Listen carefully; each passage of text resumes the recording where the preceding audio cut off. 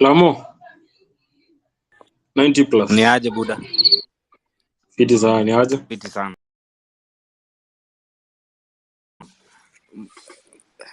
Si upige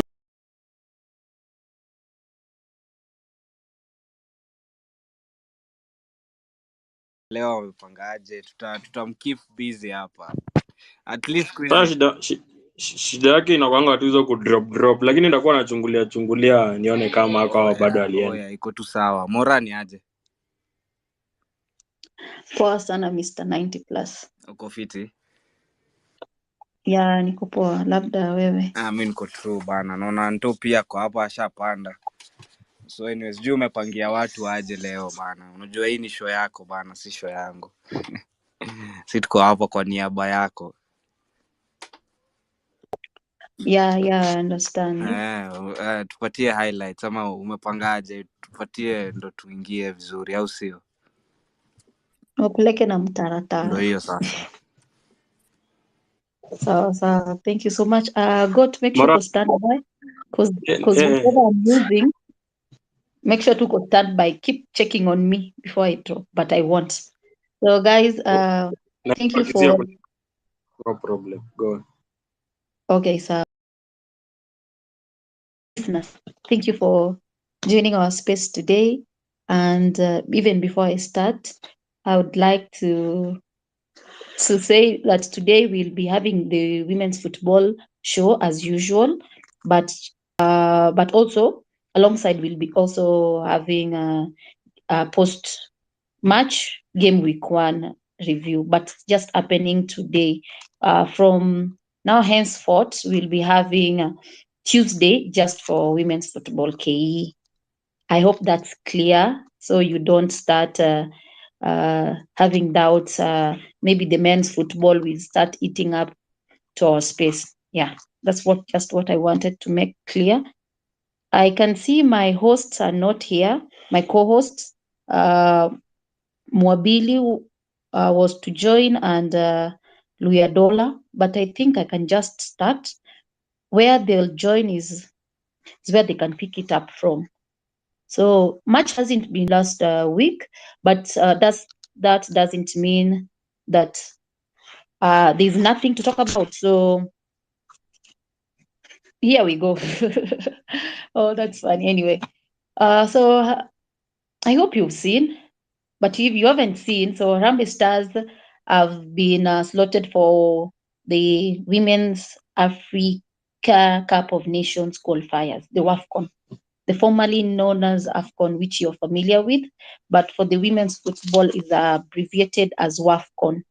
Yeah, so they're in the qualifiers and they'll be facing Cameroon, the indomitable Lionesses. And looking at this, if you remember very well, we had a FIFA ban in 2022. Yes. So that FIFA ban, it kind of affected also, it's just affected the football in Kenya. So we never had international friendlies.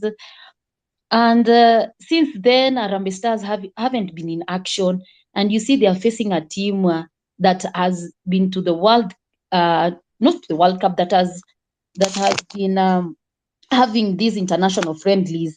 You see, they have met even with the Nigerian Super Falcons, who are in the recent 2023 Women's World Cup. So we are talking of a team that has international and even now continental experience. It's kind of the team that is going to play with the Harambee Starlets. And if you are keen, if you're keen or not even aware, Cameroon, now the indomitable Lionesses, have in the last 2 World Cup, they have had like 2 World Cups in Canada. That was in the year 2015. And even the previous one, the 2023 Women's World Cup that has recently passed, they were fighting to get a slot, but they were kicked out. So we are going into these WAFCON qualifiers with a team which is hungrier to get to get this qualifier and go to Morocco, you see. So this qualifier they are going to play with the Harambee Starlets. It's going to be played next year, 2024 WAFCON in Morocco. So looking at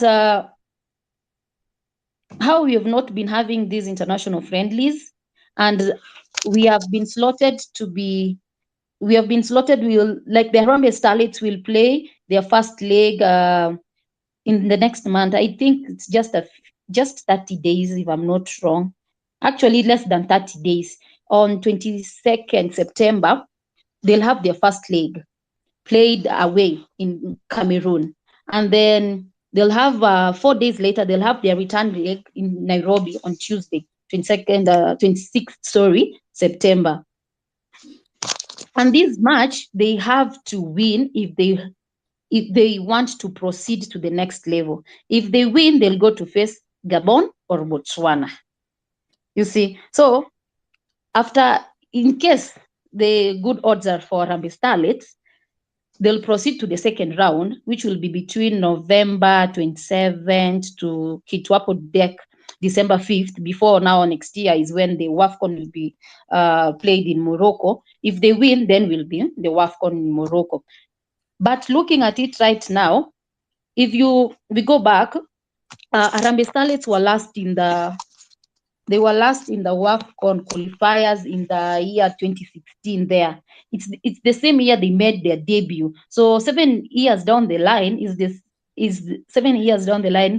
time again Harambee Starlets have been slotted for the WAFCON qualifiers. And as I said, Indomitable Lions is a strong team. If we look at the FIFA standings, it's been ranked 56th, 56th, and then that is worldwide. Position 1 is first.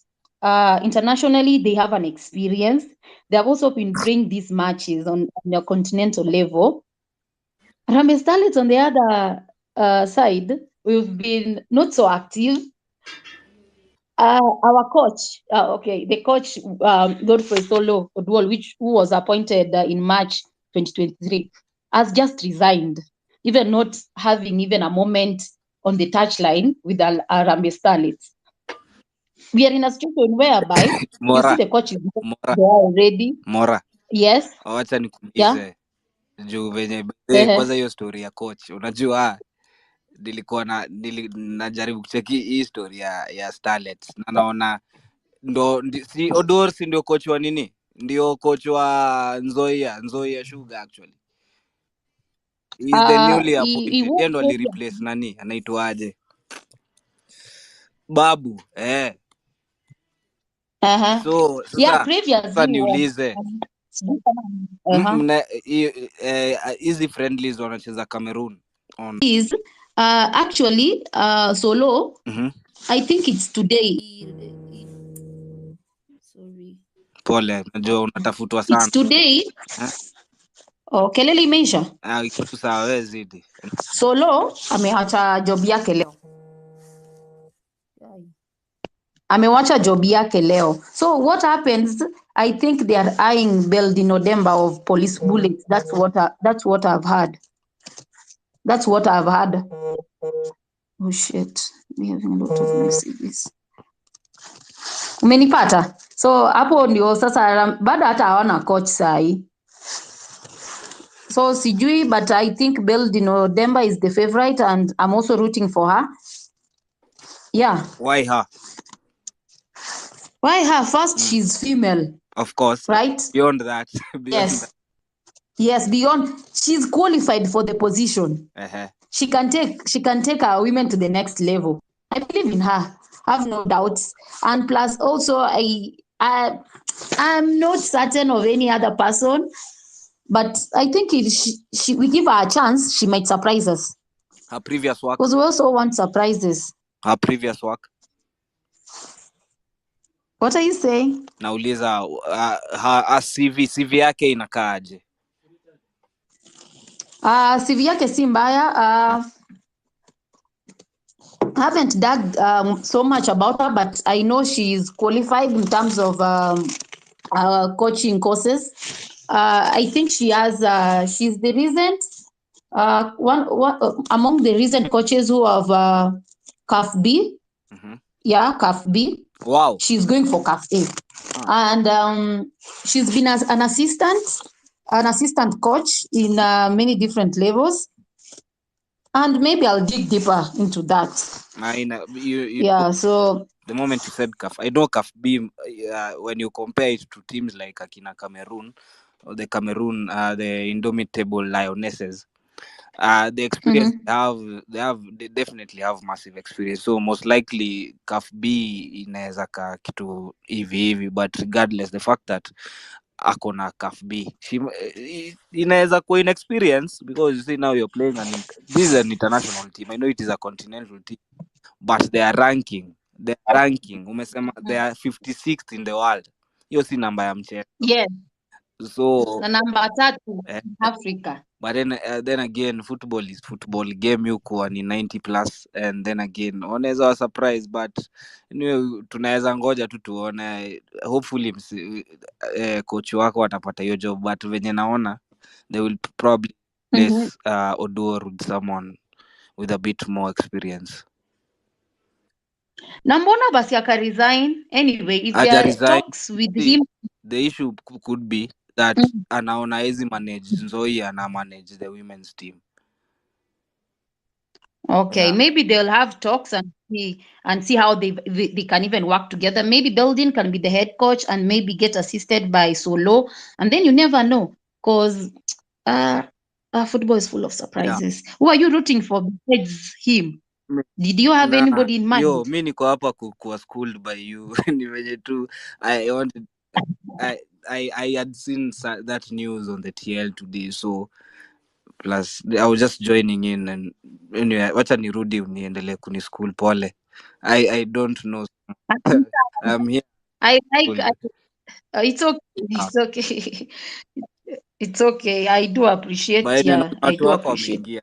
Jose atasha ingia ndo huyo. Jose is also here. Yeah, I see my people are here now. Welcome, Mwabili, and I can't see Luya Dola still yet. Mwabili, we've been discussing about, and everybody else in the space, we've been discussing about Harambee Starlets getting the WAFCON qualifiers, getting into the WAFCON qualifiers, which actually is going to happen next year in Morocco, 2024. So we were just looking at a bit of history of Harambee Starlets and which position they have been ranked with FIFA.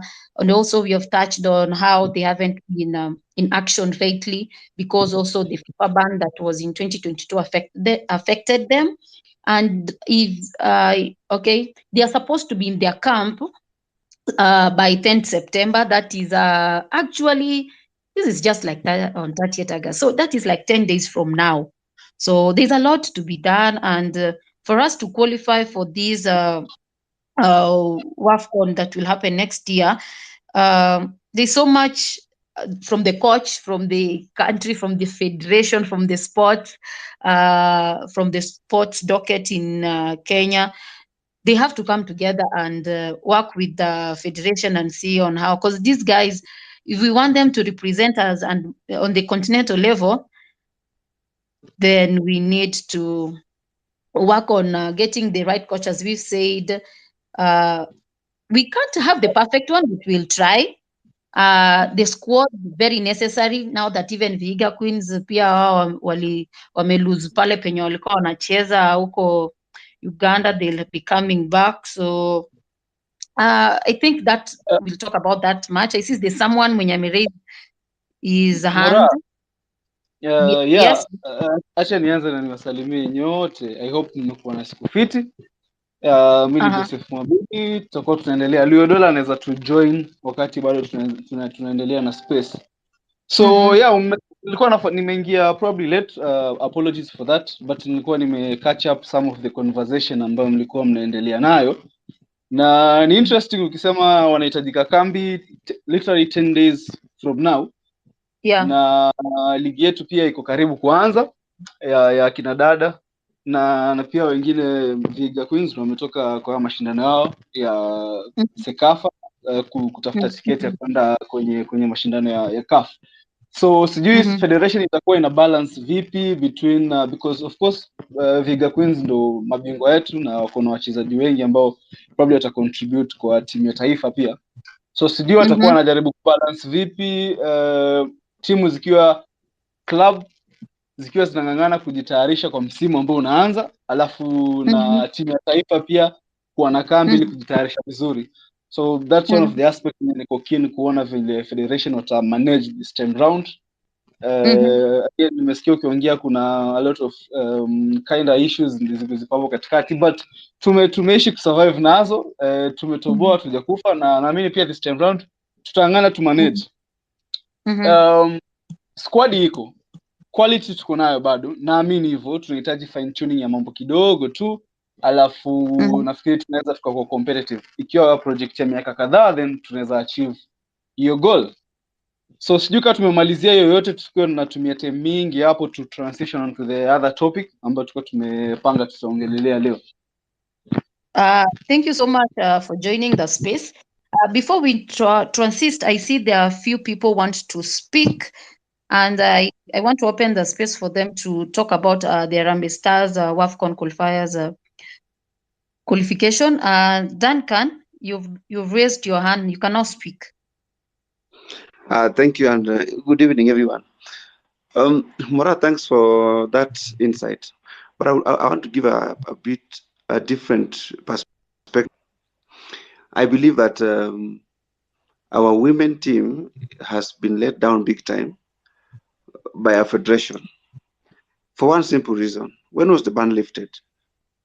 Way back in the year. Yeah, the same year we were banned, I think. Exactly. That was last year, you see. But we've seen even the men's team organizing 4 Nations tournament and other things, you see. I asked myself, why didn't we even organize something for our women? Because there are teams around. When our ban was lifted, we should have taken immediate steps, to rectify those, to recover the time we lost. Secondly, I think kindly, if you can be in a position whereby you're clear, you keep moving and you're shaky, so we don't get your sentences in full. Tafadhali. Sorry. You can hear me now? Yes. All right. Sorry, I was saying that our federation is not serious, because the moment the ban was lifted, we will have taken the necessary steps to the same way we dealt with the men's team, the same way we should have handled the women's team. But my key point is, it's time we stop this issue of doubling coaches for the women team. Look at the men's team. They have their own coach and staff and everything. When it's time for camp, there's nobody who has to juggle between a club and the national team. The same thing we should do to the women's team, because if we are really serious about women's football, we have to invest in as much as we do for the men's team. The only way we are going to bridge that gap and bring some quality is the same. If we look about this later about Vihiga, but even the ongoing regional game, a gap in quality. So my main 2 points are: number one, the technical bench or the technical team for the women's team should be as distinct and independent as the male team. Number two, our lack of preparation or the gap in quality between us and our opponents, Cameroon, is our own doing. We are the engineers of that, because we had all the time to prepare, call friendlies, do whatever we needed to do, but we simply slept on the job. Oh, the federation is sleeping on their job. Beyond the federation, because I believe it's a collective responsibility, Yeah. But the federation takes the larger share, because at the end of the day, they are the only body mandated to organize friendlies, to organize camps, and to do all these things. So at the end of the day, it goes back to them. Thank you. Yeah. Thank you so much for your contribution. Asante Duncan bana, unaongea na uchungu sana, lakini umesema pia sisi tulikuwa na issue yetu ya mini tournament. Kama unakumbuka, tulikuwa na mini tournament huku na bado ligi yetu inaendelea. Anyway, asante. Mura, back to you. Sioni kama kuna mikono zingine. There was a guy Mnyamwezi wanted to speak. I don't know if you also want to speak right now. Mine was just maybe to remind ourselves, at least we retweet the space so that at least maybe some of us who are not aware that we are on space, at least they can be able to see. Yeah. And again, I recognize the presence of the Kenya Police bullets over here within our midst. And I'm okay. I'm enjoying the show. Asante sana bro. Bwede kila mtu akumbuke hapa ndo mali ambapo utapata mpira wote wa Kenya. Hii space huwa iko very diverse. Unaweza ukapata as in kwa hii handle yetu ya Football KE. Hapo unaweza ukapata news zote kuhusu mpira wetu wa kuanzia KPL ama FKFPL na mpaka mpira wa kinadada kama venye hii inaendelea sasa hivi. Kwa hiyo kama unajua mtu yote ambaye uko interested ama unataka ku-assimilate mtu yote kwa mpira wa Kenya, hapa ndo mahali ambapo unaweza kumwambia aanzie, ata catch up na we got them covered. Mora, tuendelee. Thank you so much for the commercial break. Guys, so as we were saying, Harambee Starlets have a lot to do, and you see they are remaining with 10 days to the camp. And I could just pose a question to the audience. How much can they do to change their scores in the final? Like, how much can they do between now, today, to 10th September, when they are going to their camp, and the next 12 days before their first leg in Cameroon, to change their scores? Putting in mind that Cameroon has this quality experience, international experience that I've been talking about. They are organized, they are hungrier. They have tried to join the World Cup twice and failed. They have faced Nigerian Super Falcon 6 times. They have drawn 2 times. They have won once, and they have been defeated 3 times. So you can see the kind of team Harambee Stars are going to face. So how much are we gonna do in between these how many days? Actually 22 days, actually 20 days before our first league.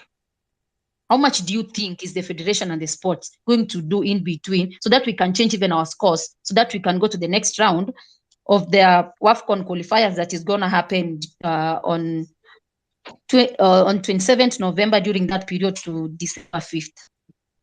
Mora, sawa, nadhani nitaunganisha na hiyo na niyo point yako, alafu mwenye atakuwa ananyorosha mkono then atajibu zote. Nafikiri issue kubwa hapa hivi ni tunadhani time ndo ndogo yenye tuko nayo mpaka kufikia kwa mashindano in terms of preparation. Asa nafikiri inatokea kwa nanio zote tu, hata kwa men's football, hata Europe, hata wapi, kwamba international football hainaga time mingi siku zote. Kocha ana time kidogo sana kudeal na pool kubwa ya wachezaji. Kwa hiyo nafikiri kama kocha yetu alikuwa anafuatilia mpira wa ndani na baadhi ambao wachezaji wetu wako nje, then ako na mahali kwa kuanzia, hata kuwa ako zero kabisa. So from there ndo tujue ni training camp gani ama training sessions gani anatengeneza, ili kuhakikisha wachezaji ambao hawajacheza pamoja kwa muda mrefu sana, because nayo hatujakuwa na camp for a while saizi, wanakuwa vipi in sync, ready to face opponent ambayo umemsifia tayari kwamba amejipanga, ana experience ya kujaribu kuqualify mashindano kama ya World Cup. Unaona yameanzia mbali safari yake, yeye ameanza ako tayari Roysambo, si bado hajatoka town.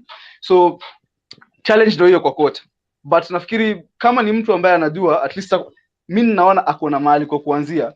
Si eti tuko vibaya, tuko vibaya in the literal sense, but ako na pool ya wachezaji ambao kama alikuwa anafuatilia, nadhani kuna mahali anaweza kaanzia. Kama kuna mtu anaweza kachangia, atuambie anaona vipi.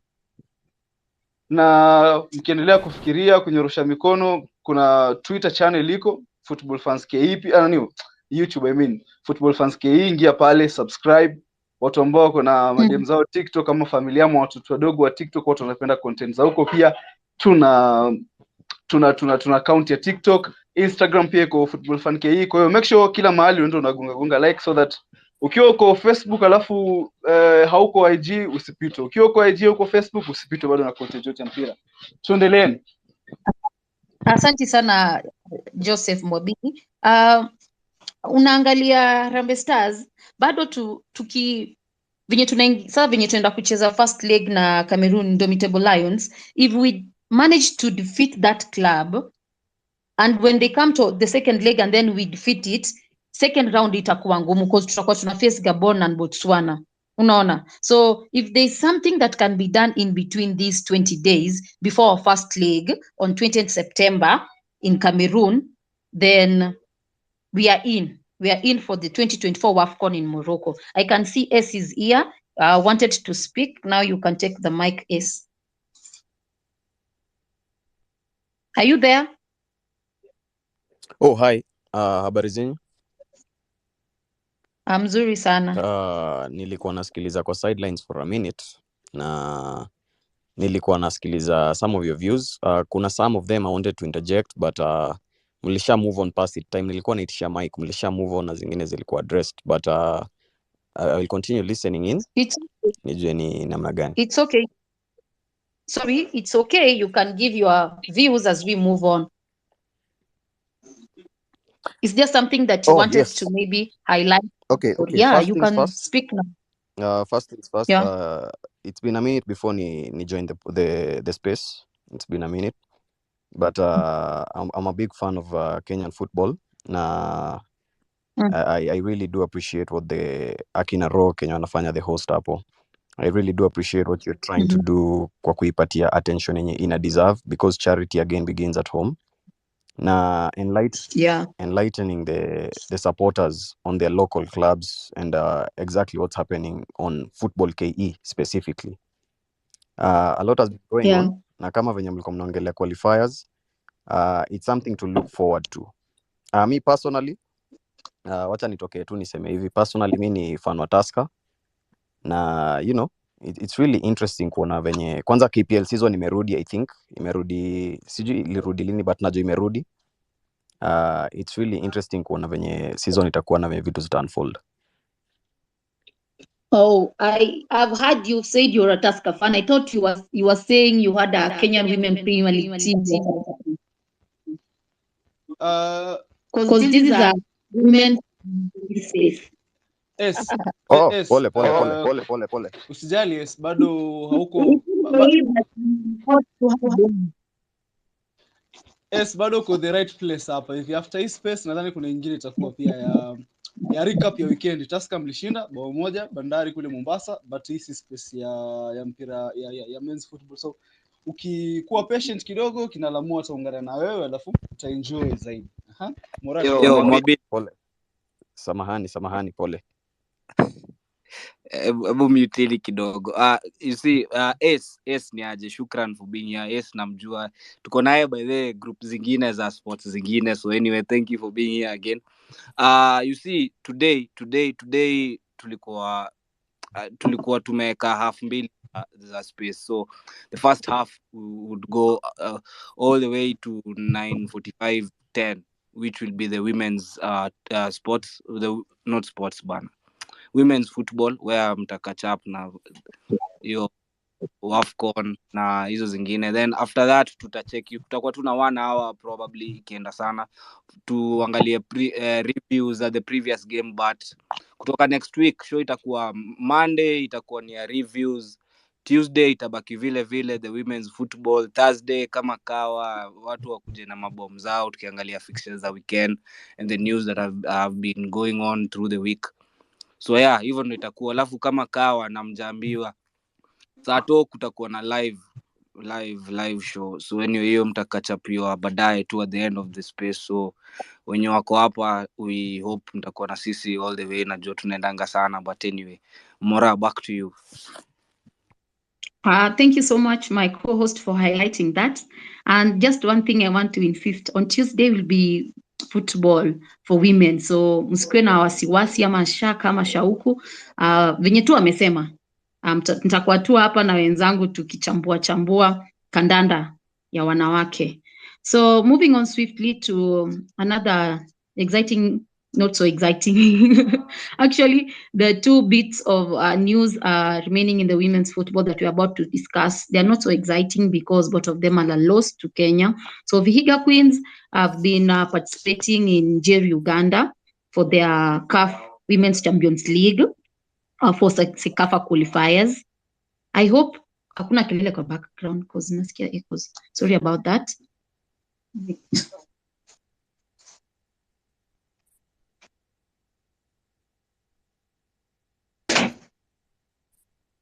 Okay. Sorry about that. Vihiga Queens have been participating, as I said earlier, at FIFA Technical Center in Njeru, Uganda, for their CAF Women's Champions League qualifiers for CECAFA qualifiers.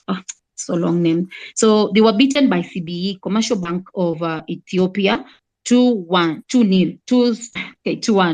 loss. So in the year 2021, Vihiga had won in the same.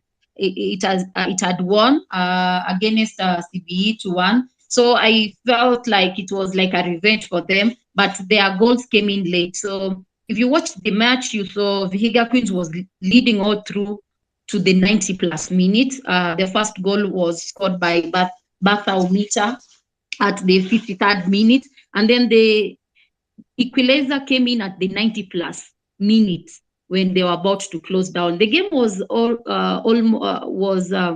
120+ minutes game, and the last game that made CBE qualify for the CAF Women's Champions League was the goal that was scored by Arikash at the 100+ minutes when the match was about to end. And you know, these last goals cost Kenya so much. If you've been watching even the men's football, you know there is no comeback there. Kabisa hakuna comeback, and that's how Vihiga Queens lost. And now they'll be battling their third and fourth playoffs with Buja Queens of Burundi. Actually, tomorrow they'll be battling that out. And I was listening to their press conference today, and their coach Boniface Nyamu, not so that confident, but he was optimistic that as much as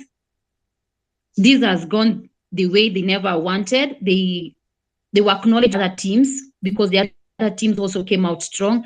And if you're keen, Buja Queens is more of like Vihiga Queens playing with the former Thika Queens or even the now Police Bullets, because Buja Queens is made of most of them are Kenyans actually. So going to this third and fourth position playoff, they're not going to qualify for the CAF Women's Champions League, but it's something I think some of the members will be in the Harambee Starlets team, hopefully. And they'll be in the camp by 10th. Others will start preparing for the season, which will be starting on 24th September. So this match that will be starting this September. So that's how the Vihiga Queens game went down. And I know my co-host Mobili has some input to that. Maybe you can take the mic. Okay, thank you Mora. Kama ulivyosema tu ni game ambaye haijatuacha na smile sana upande wetu Kenya. But again ni lesson, ni experience nzuri, especially ukiwa unacheza na timu ambayo kama mtu aliangalia game then ataona walikuwa a level above. Nilikuwa naangalia game, nilikuwa nairudia hata sasa na play bado kwa laptop yangu. But then kitu ambacho unaweza probably nilinota haraka ni jinsi gani Vihiga Queens walikuwa kwa uncomfortable kucheza bila possession this time round. Nimekuwa uwanjani coach game kadhaa za Vihiga Queens na normally they are the dominant side. So this time round inabidi mpira wako wanauona sana. Wakiuona the more CBE walikuwa na counter press nzuri, wamejipanga, lakini hata yote ukiweka ndani bado ni mechi ambayo ilikuwa open sana. Kipindi cha kwanza of course CBE wao walianza na chances mbili clear. Ilikuwa ni makosa, kulikuwa na shida ya coordination between our two center backs. Nafikiri alikuwa anaitwa Robai na Ruth.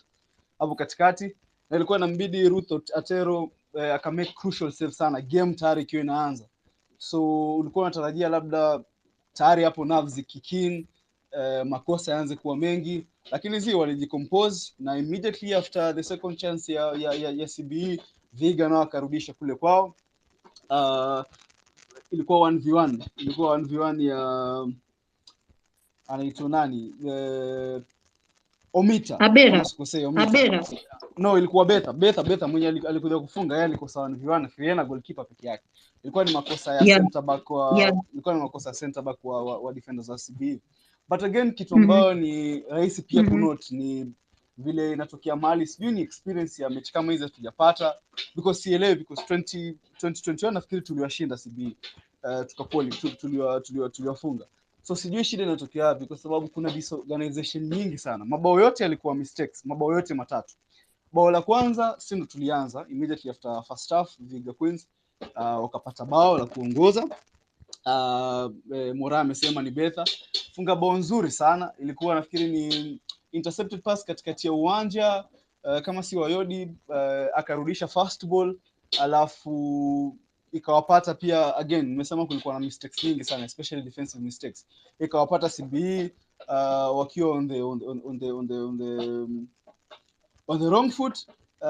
Bitha Karan akameka run nyuma ya defender wa CBE, na ndio hivyo akajipata kwa na goalkeeper. Of course wonderful strike. It was a simple finish, ilikuwa close, ilikuwa inahitaji kumfunga goalkeeper ambaye tayari alikuwa shatoka. So kuna challenges nyingi sana wakati goalkeeper kwa close range. Bao nzuri, wakajaribu game management, ingawaje ulikuwa unaona tu kama kuna bao litapatikana na halitakuwa nazidi kuuliza maswali tu, either tuna pasi zetu hazikui sahihi, tunapiga pasi mbaya na kwa intercepted, ama tunangangana sana kwenye, of course, kama nilivyosema tulikuwa hatuna mpira sana, so tukiwa tunapata tunangangana, kuna zile fast break tuone kama tutapata counter attack, but then counter attack kama haucommit outnumbered mara nyingi, so ilikuwa inatupata, ndio tunapata counter attack, tunajaribu kufika katikati ya uwanja, tunakuta hatuna numbers. Probably mtu ambaye mimi namuamini, nampenda binafsi kwa sababu yanavyocheza Wayodi, nilikuwa nataka kuwe more on the ball, lakini this time round unampata hayuko. Tunatengenezea overload kwa urahisi sana, tunafuata mpira, na kama nilivyosema kocha atapata same thing. Nafikiri ilikuwa ni Ruth ako out of position mbali sana, sio alikuwa ameenda, tulikuwa on the ball of course, tukapoteza. But then kitu ambayo mimi ilikuwa inanikasirisha, on a good, not really on a good, because it lead up to concede the goal. Winger wetu, right back wetu amejaribu kurudi, kwa sababu si tumebaki watatu, ilikuwa ni 4-3-3 wana defend nayo. Center back mmoja amepatikana out of position, imebidi right back attack inside ku cover your space. Akitaki inside, mpira unapigi wametuzidi, kwa sababu wao wako na wachezaji kama 4 5. Imagine tunaongoza bao moja na bado tunafungwa kwa transition ama counter attack. So it was really sad for me. Tunajipata tuko kwa situation ya 5v4 na sisi ndo tunaongoza. 5v4 of course utakuwa stretch, hakuna kitu unaweza kufanya, na make run in behind, anajipata wanaviano pia na goalkeeper. Bao la pili fikira aliassume inatoka nje, ikaingia. So after hapo ni late equalizer, panic mode imeingia, tumeenda extra time, tuka concede, na ndio hivyo safari yetu imeisha. Kwa game ambayo ingawaje walikuwa na possession mingi, but nafikiri tulikuwa na control spaces sana, kwa sababu kwa mpira nayo mtu anaweza control game tofauti. Mwingine ana control akiwa na mpira, mwingine ana control bila mpira, na nafikiri ndicho Vihiga Queens na Charles Okero walikuwa wameplan kufanya, kwamba tunawa limit CBE kwenye nafasi ambazo tuna feel wako safe wakiwa na mpira. That is, tunaziba half spaces zetu, tunaziba final third yetu wasifike, kwa kuweka wachezaji wetu wengi sana mid block, mid to low block. Na wao upande ule CBE walikuwa na feel, nafikiri wakiwa na mpira wako kwa nafasi nzuri ya kutengeneza nafasi za kushinda, sababu mpira ni mmoja uwanjani tu, kama mimi ndio niko nao uweze nifunga. So kila mtu alikuwa anacheza game yake. Mwisho wa siku sidhani kama ni mbaya unafungwa na timu ambayo technically inakaa ni a bit better kutushinda, ama kwa sababu pia hao jamaa wameshinda group stages, wameshinda mechi 3, wameenda sare moja kati hizo mechi mtu amepigwa bao 8, nyingine amepigwa bao 4. So si timu ndogo, ni timu ambayo inajua kitu ambacho inafanya. Kufungwa na mtu kama huyo alafu umefungwa 2-1, ile unasemaga umefungwa na heshima. Kwa hiyo unasema fair play, the better team won, tuangalie mbele nini kinaendelea. Oh yeah, thank you so much Mwabiri for that. Though you've been on and off, like hatukuwa tunakusikia vizuri, but we have had the better part of the message. Pia mimi najisikia Oh, ni haisikiki na katika juu net yangu iko stable kabisa, sio shida ni gani basi. It's okay. I think that mimi navyoona, naelewa Kenya Vihiga Queens wana shida zao, like the Premier League generally, even the Women's Premier League ina shida zao, lakini ukiangalia mabingwa wa 2021 walienda kwenye hii mechi wakiwa na hiyo like confidence, and you know game hata kama umekuwa you are the winner, the previous winner, there's high chances that you will be knocked out. You know, there's this hungry team that comes to the tournament wanting to win. They also want titles, you see. So I feel on my end, Vihiga Queens were kind of overconfident because they were winners in their previous the previous tournament, which was in the year 2021 when they won. So hiyo inaweza kuwa imechangia, na pia matters, unaelewa football ni matters mistakes. If your team does the most mistakes, you lose. If your team ensure ifanyi mistake, you win. Hivyo tu nikulenga. If the other team is making mistakes, you capitalize on that and you win. So I'm so sad that Vihiga Queens this match, but Mobile your mic. Can I don't know if you're using headphones. Ebu mute your mic. Oh yeah, natumia headphones. Remove those headphones, because yeah, it's really hard having a conversation with you when your mic is a bit nini. Go ahead, Mora. Oh, thank you for that. So as I said, that's how Vihiga Queens lost to CBE, as my co-host has also explained how they were not attacking, and the details he has said. So if you're in the listening section and maybe you watched the game and you'd like to maybe contribute something from your end, the space is now open to you before we move to the next piece of the discussion of the day. Yeah, nikingoja mtu anyoroshe mkono, kama ulivyosema tu mechi za knockout huwa ni the final details, kwamba anasemaje, Ruth amechelewa labda kuona mpira ukiwa unapigwa kutoka nje 18, kwa hiyo amechelewa kureact, na sekunde 2 sekunde 3 bao iko nyuma ya neti, na ndio hivyo game inaanza kuwa mlima mkubwa. Unapata fullback amepanda, amesahau ku track back on time, ama amesahau tu ku track runner wake, hiyo run mpira ni yako hapo kwenye hiyo space, cutback inakuja, bao inafungwa. So hizo final details tu ndio huwa zinaamua mechi kama hizi, ama mechi kubwa tu ambapo unapatana na timu zenye quality probably on the same level na sisi, ama a bit better na sisi. One mistake inakuwa punished, na ndio kitu ambacho kilitokea. Ni sad kwa sababu ilitokea dakika za mwisho. Probably ingetokea mapema tungengangana, nerves zikapungua, tukajaribu tena kutafuta bao, but mpira uko hivyo tu, mpira una adabu. Leo unakubali, kesho unaenda unajipanga tena. Tunangoja baada watu wanyoroshe mikono, watu ambao wana anything ya kuchangia.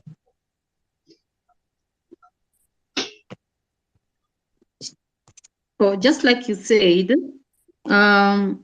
football is a game of mistakes. So that was it, and I am hopeful, even as Coach Boniface also is hopeful, and even the captain spoke on the press conference I told you earlier about Bayodi Masi, who is their captain. They are hopeful that this was a good exposure also for them, and they are learning things. They are also not seeing some good insights from other teams, the kind of improvement. So pia wao wakirudi nyumbani watajikaza. Pia kuna tournaments zingine watakuwa na participate, so it's a good opportunity for us also to up our game.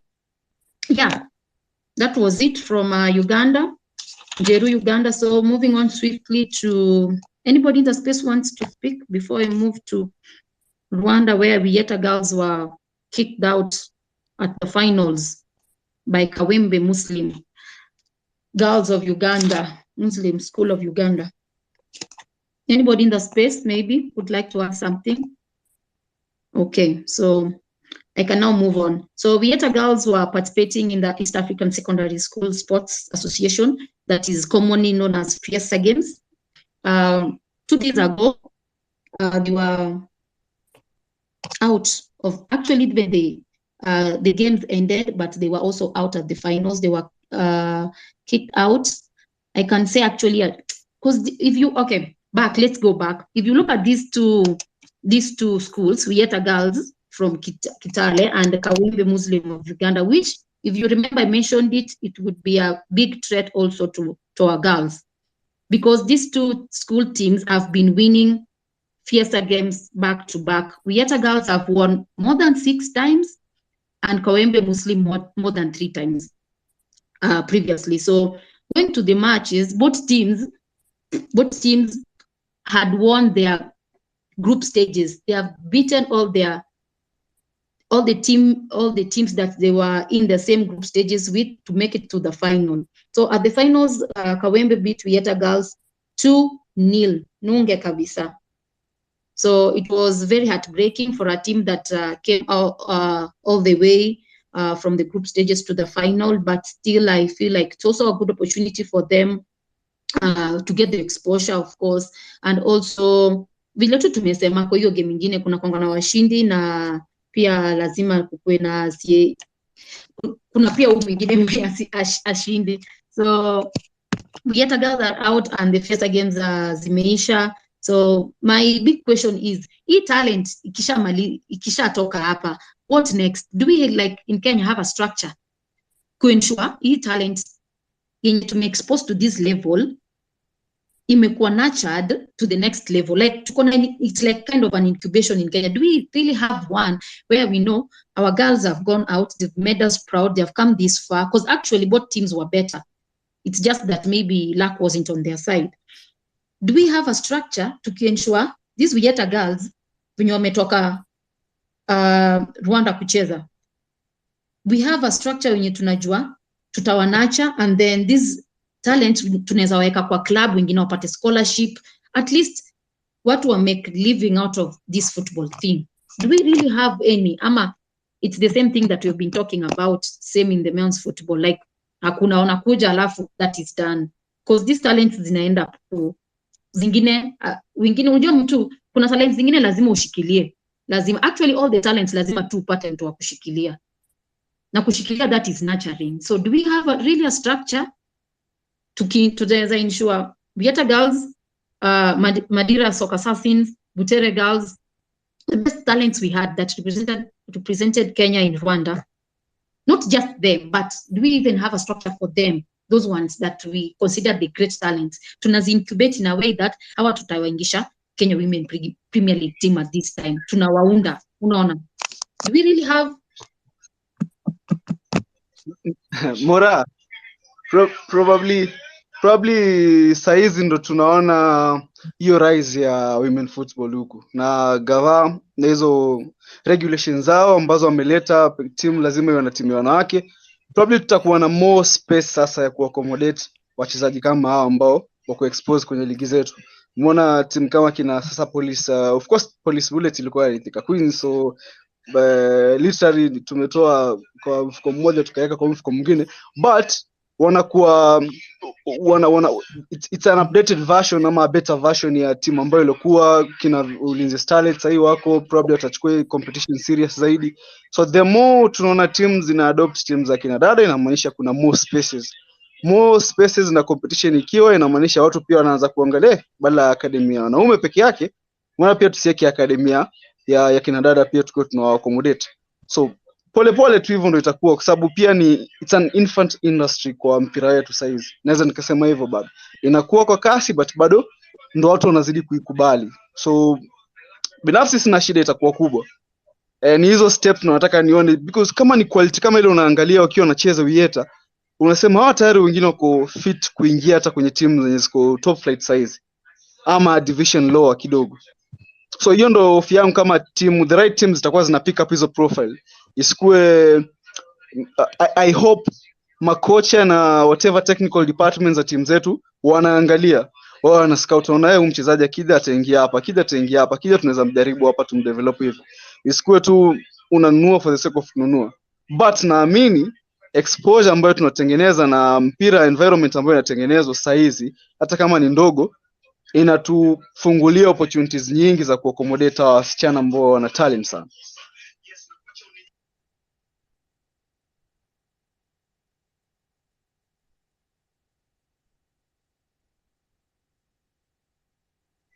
Umenyamaza Mora, umepotea tena.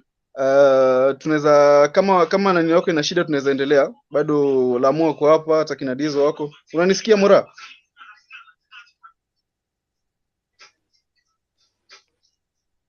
Hello Mora. Ni kama tumempoteza, lakini atakaa mtu atatupata tu tukizidi. Kuna kitu nimesikia ukisema. Yeah, endelea Lamu. Kuna kitu nimesikia ukisema the more women's team we have, the more pia chances to other venues za women's zinatokea, for example junior teams nini all that, which is very positive. But na feel we to avoid sana tuko na shida, the same issue yenye tuko nayo in the men's side, we must actually first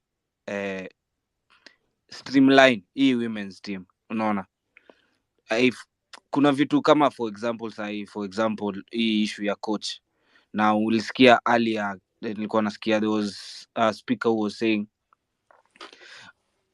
wajapanga hii team venye wangepanga ya, for example that is Harambee Starlets. Hawajaenda enough camps, they haven't played enough friendlies. Hata nakumbuka when the men's team were playing Iran, the women's team was supposed to be playing in an international friendly, but it was postponed. Unaona, that neglect, because so una imagine if the senior team has that, imekuwa neglected with the federations, the authorities in charge, the junior teams itakuwa to the same. We will still be cascading issues the senior team to these young women, na unajua ndio imeanza, ni bado ni changa. Lamona kusikia. Wakati tunaendelea kuna link hapo juu, mtu akiangalia, ukiingia tu kwa spaces, ukiangalia hapo juu kwa description kuna link iko hapo. Ingia, fuata, follow kila mahali ambapo unafaa kufollow hapo, ili ujiweke kwa nafasi nzuri.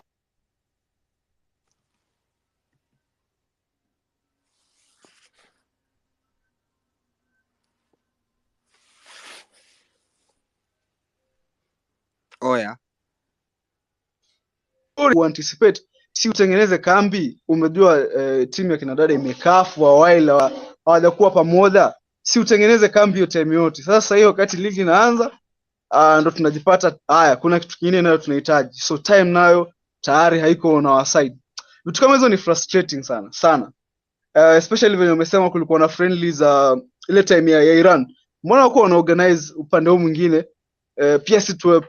Pia mademo wana friendly yao, hata kama itakuwa hapa domestic, at least inaitoga nini, kufanya miguu zipate ile, yani kuweka tu wakimbie wapate tu wacha tu. Sasa zingine ukiongelea mambo yanakuudhi. Anyway, mtu yote mwenye ambaye anataka kuvent pia hapa anaweza kanyorosha mkono. Utakuwa umetupunguzia light ya kulalamika. But those are some of the problems ambazo zinaturudisha nyuma sana, zinaudhi. Mora nimeona amerudi. Mora unaweza kutuma nanio, kuna mtu ata accept. Tuma request tena ya kujoin.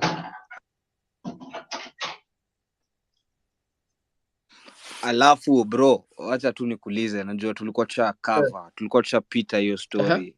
What are the chances zetu na the Lionesses zinakaaje bana? Unapenda movie za Goliath na David? Hakuna vingine inakaa hivyo. It's the hard way. Ni ngumu kupata, you couldn't have asked for a tougher opponent, kwa sababu kama alivyosema tu ni watu, it's a footballing nation. Wako na talent zimespread at least across ligi za Afrika, hata pia some of them kwa ligi za Europe. Kwa hiyo wako na exposure nzuri at least kutushinda.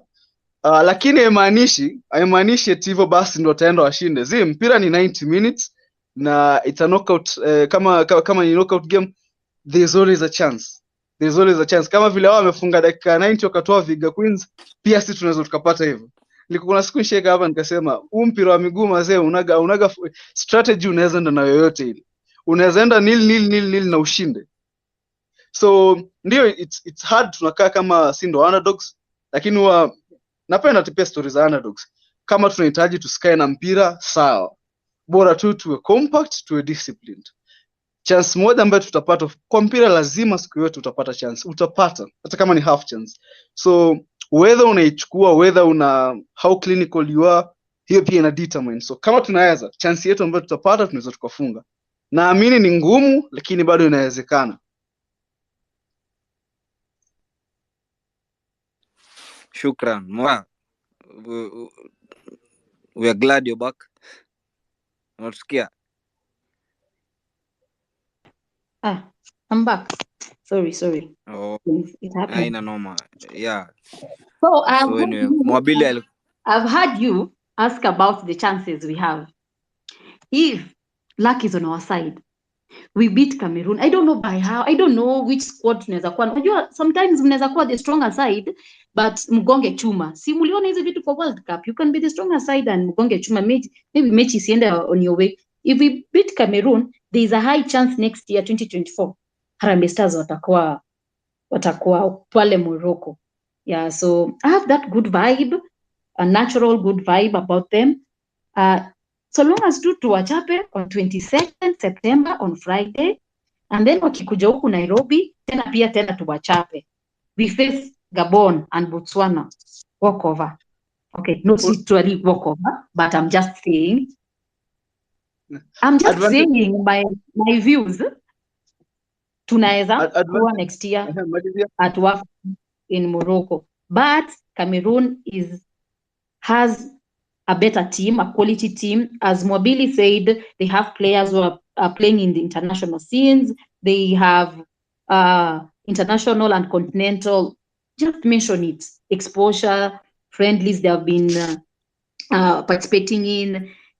There's something even I didn't mention. In 2016 to 2020, these guys were Indomitable Lions. They played in France for 4 years after their 2 World Cup in Canada. So you can see even the kind of history they have. So we just keep praying for our ladies and hoping that things work for us, because we are all aware of what is happening in the Premier League in Kenya right now. So we're not new to this, but we're hoping for the best. Yeah. Advantage moja na kuwa kama underdog ni hiyo, hauna pressure kwa mgongo wako kabisa, kwamba nikifungwa kwani nimepoteza nini, kwani mlidhani nitaenda nishinde, na nikishinda naambia mlikuwa mmetudharau. So one of the advantages ni pressure haiko kwetu, iko kwao zaidi. So kitu ambacho pia tunaweza fanya ni kuwa frustrate wakija hapa. Naambia mpira una formula, bora ushinde. Tunawa frustrate, tunaweka basi na lori zote tunazipitisha pale Nyayo, zinaingia zinatulia pale kwa post. Alafu ndio hivyo tu tungoje. Game yote ya knockout dakika 180, kila kitu chochote kinaweza kutokea. Ukienda kwao angalau ngangana ubaki kwenye mchezo. Huwa nasema kwenye knockout game ngangana ubaki kwenye mchezo tu. Usikuwa disqualified tayari on the first leg. So long as dakika za 90 za kwanza either ni 1-0 ama ni 0-0, wewe uko sawa, ama ni 1-1 sare yote ile, wewe uko sawa. Second leg kuja, kila mtu arushe bahati yake, tujue itaangukia wapi. Of course Messi muumini mkubwa sana wa bahati, naamini kwenye strategy, lakini katika hiyo strategy pia naamini mpira anaweza nikashinda bila kuwa na mpira kabisa, na naweza shinda bila kuwa favorite, naweza shinda bila kutengeneza nafasi nyingi. Personally naamini kwenye football anayeshinda si mwenye anatengeneza nafasi nyingi, ni mwenye ambaye anatumia nafasi anatengeneza. Hiyo tu. When XG yako ya 10 ama 5, utaishia kuwa na highlights nyingi, ufanye highlights kuwe ndefu, lakini point na mwenye ana qualify ni mtu ambaye aliingiza mpira nyuma ya nyavu. So yeah, watu waache kupanic. Wakitufunga sawa tutakuwa tumelani, lakini naamini bado tuna nafasi ya kushinda. So long as ni mpira wa miguu, nafasi iko bado.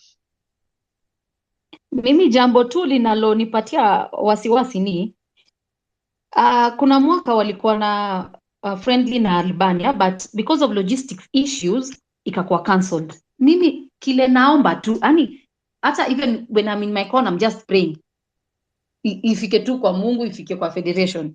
Hizo issues za logistics, mara last minute we don't have a coach, we don't have this, we come up na squad, they come up with a coach, like the small things that make a team wafanye everything in time. But I have a good feeling this time probably hakutakuwa na hizo issues za logistics because of the good vibe I'm having. But mimi ile tashwishi ninayo kabisa ni ile wasifike mahali watuambie sijui kuna jambo fulani linafanya hivi na hivi, tutakuwa tuna qualify, tutakuwa tunacheza kwenye WAFCON qualifiers. Hilo jambo mimi litanisumbua sana, litanikasirisha sana. So I'm just hoping for the best.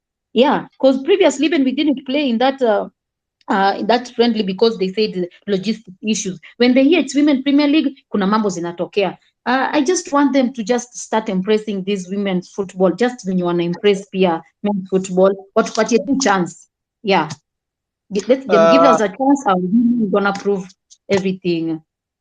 Yes, later on with their results. Nikiwapatia tu hope ambao tayari wameanza ku give up. Mechi yao ya mwisho kabisa ya Cameroon walikuwa wanacheza na Portugal na walifungwa 2-1. Kwa hiyo wanafungika jamani. Msipaniki, wanafungika watu. Pia walifungwa na Nigeria. Of course Nigeria pia ni levels above, lakini walifungwa na Nigeria, wakafunga Thailand 2-0. Thailand team surely ni timu ya kufunga 2-0. So hii ni timu ambayo inafungika kabisa. Kitu ambacho tunahitaji ni kuwa compose na tupeleke timu kama vile Mura alisema. Njia moja ya kufanya to qualify ni kufika kwenye uwanja in the first place. So hopefully watamanage, kutakuwa na excuse this time round. Lakini swala la uwanjani mimi naamini bado chances ziko.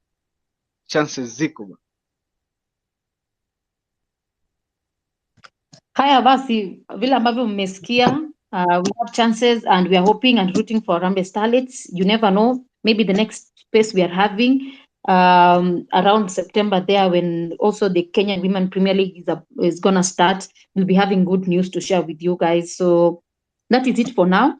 It's time for me to close the Women's Football KE space. But before I do that, if you have any question or something you like to suggest or an idea or just an opinion, before I close the space, this floor is yours right now.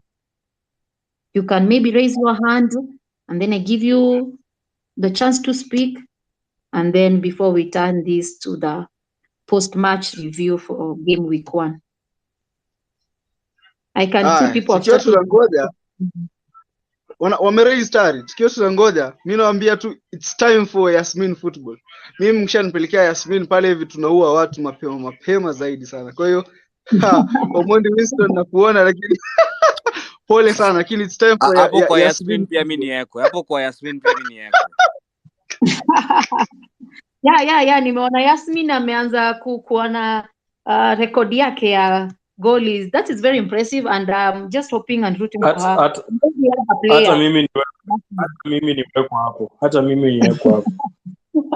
I see she has a lot of fun. So I can see there's someone who requested, yes, you are on speaker now, you can speak, Nyamwezi. So Mora, we always rant here about men's football, and you can see watu kama Kenya Police at least wanna try to boost their fan base wakitumia their other fans. Now I mean Police Bullets at least hao wana share fans wao 12 na Kenya Police, and at least it's an impressive move. So what is happening? What are you people doing underground to make sure that you're going to achieve in terms of fan base?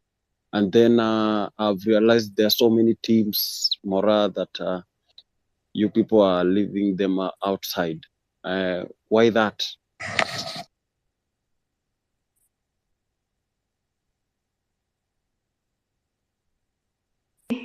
Okay, that is nice. So I'll start with your last question. You said there are teams that have not been mentioning. So first, For instance, I'll just give an example. This weekend, we've seen the matches that happened in the Kenya Premier League in the men's football.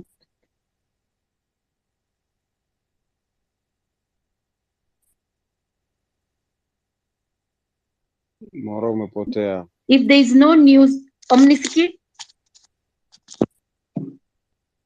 if there is no news about that team during that period,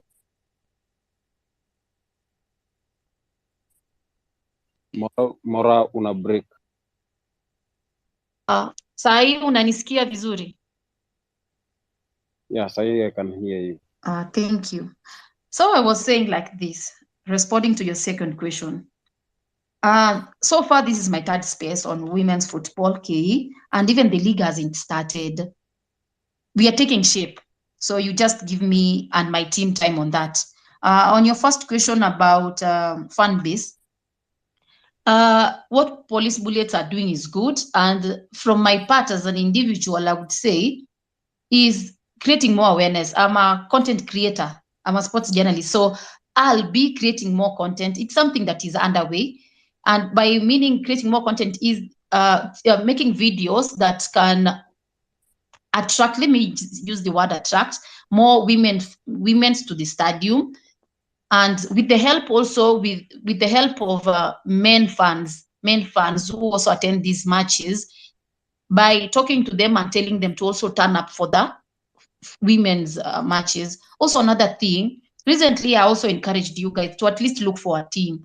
I think I'm trying to be on the right path, but also if you guys have more ideas on how we can get the fans, it is welcome. But at the moment, that is what I am doing. Yes, and part also and parcel of the football team helping to ask fans to show up to the stadium and also support the Kenyan women's football. And also this space on Tuesday, as we keep on discussing about women's football, we are talking about women's football. The more you know about it, the more you start loving it, and then you'll start coming to these stadiums. Because sometimes people don't show up because also they don't know much. You see, some don't know even how many teams they are right now in the Kenyan Women Premier League teams. You see, so the more information I'll start giving out, probably people will start getting interested. If you're not interested in something, you don't show up for it. So on my side and the other journalists will keep feeding you with the information that you need to know. Na pia mjue kuna utamu in women's football. That is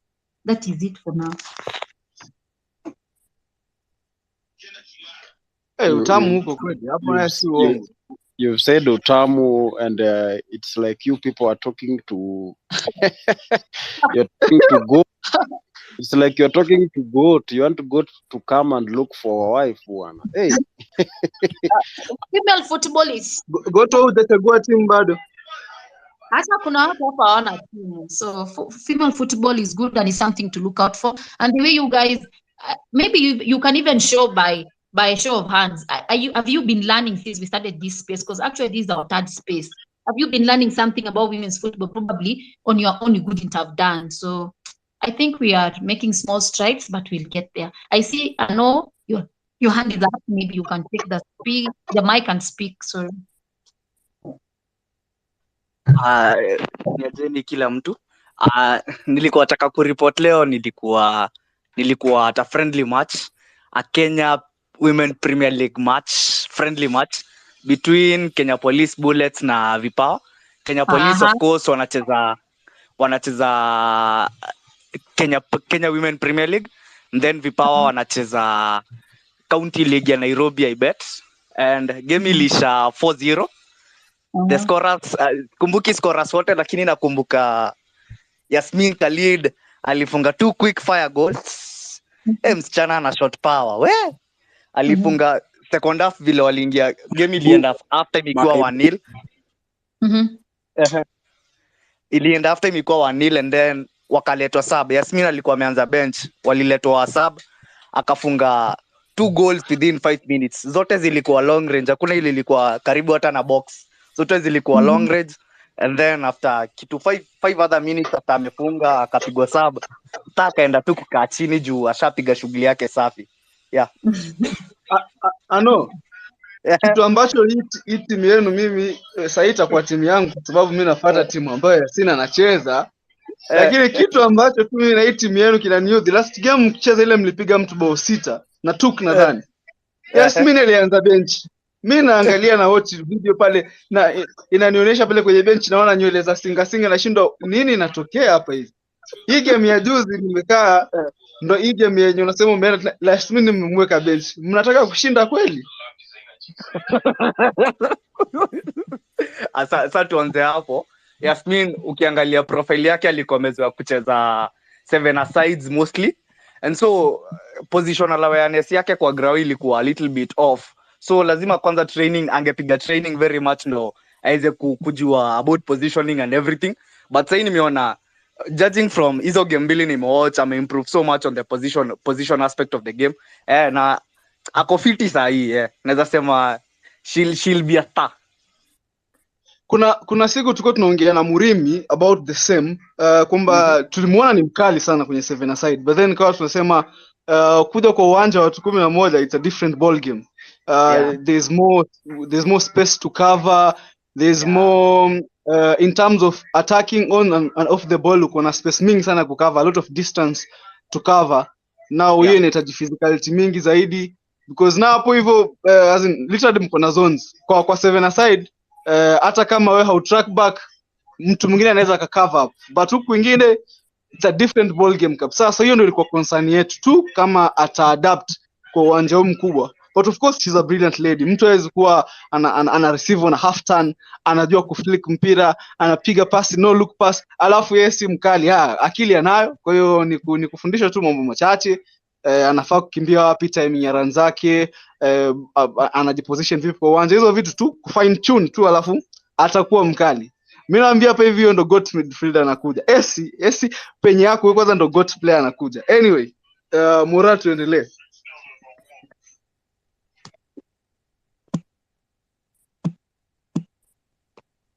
Yeah, so someone else has requested to add on something. S is back. He's about to ace this conversation. I've approved your mic. So ni hivyo tu, it's a collective responsibility. It can't just be an individual, as we said. For us to achieve all the things that we want in the men's and women's football, it's a collective responsibility. Na pia tuanze kushow up nini yetu ikianza ligi yetu. Kianza pia mna show up kwa games zetu. Ndio ikifika hapa pia msinyamanze sana. I can see S is on speaker now. You can take your mic and speak. Yes, are you there? Yes, I'm here. Yes. I'm here. Welcome back. Nimesikia kama Mwambili amenitaja mahali, ama I am guessing my own things. Ilikuwa si Esi wewe, kwani wewe si mchezaji wa football bro. Esi mwenye tayari anaitwa Esi Akida nadhani. Ndio alikuwa anamwambia kuna GOAT ambaye anakam. Kuna GOAT ambaye ni upcoming anakuja. Unless wewe umeanza kucheza huo mpira. Mimi mchezaji hatari mashuhuri.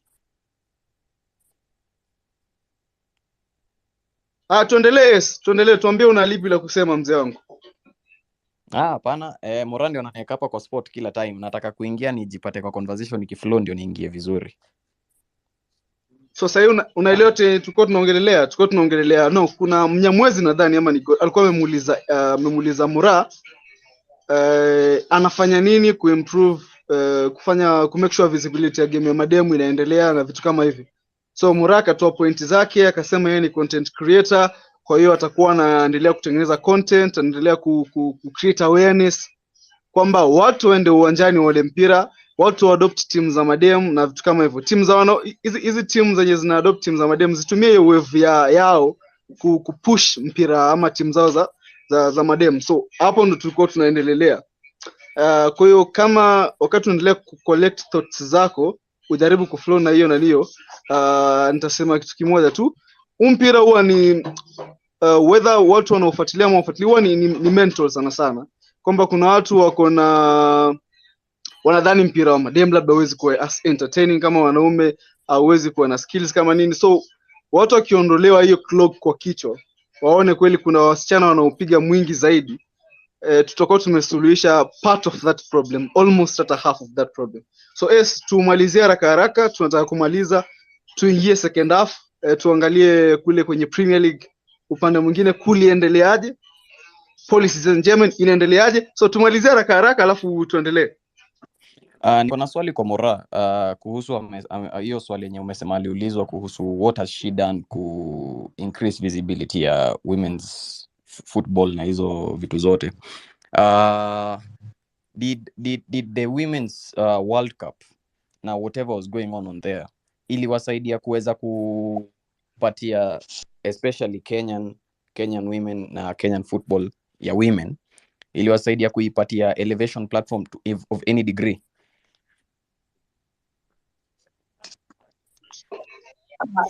That question for me. Who's asking the question?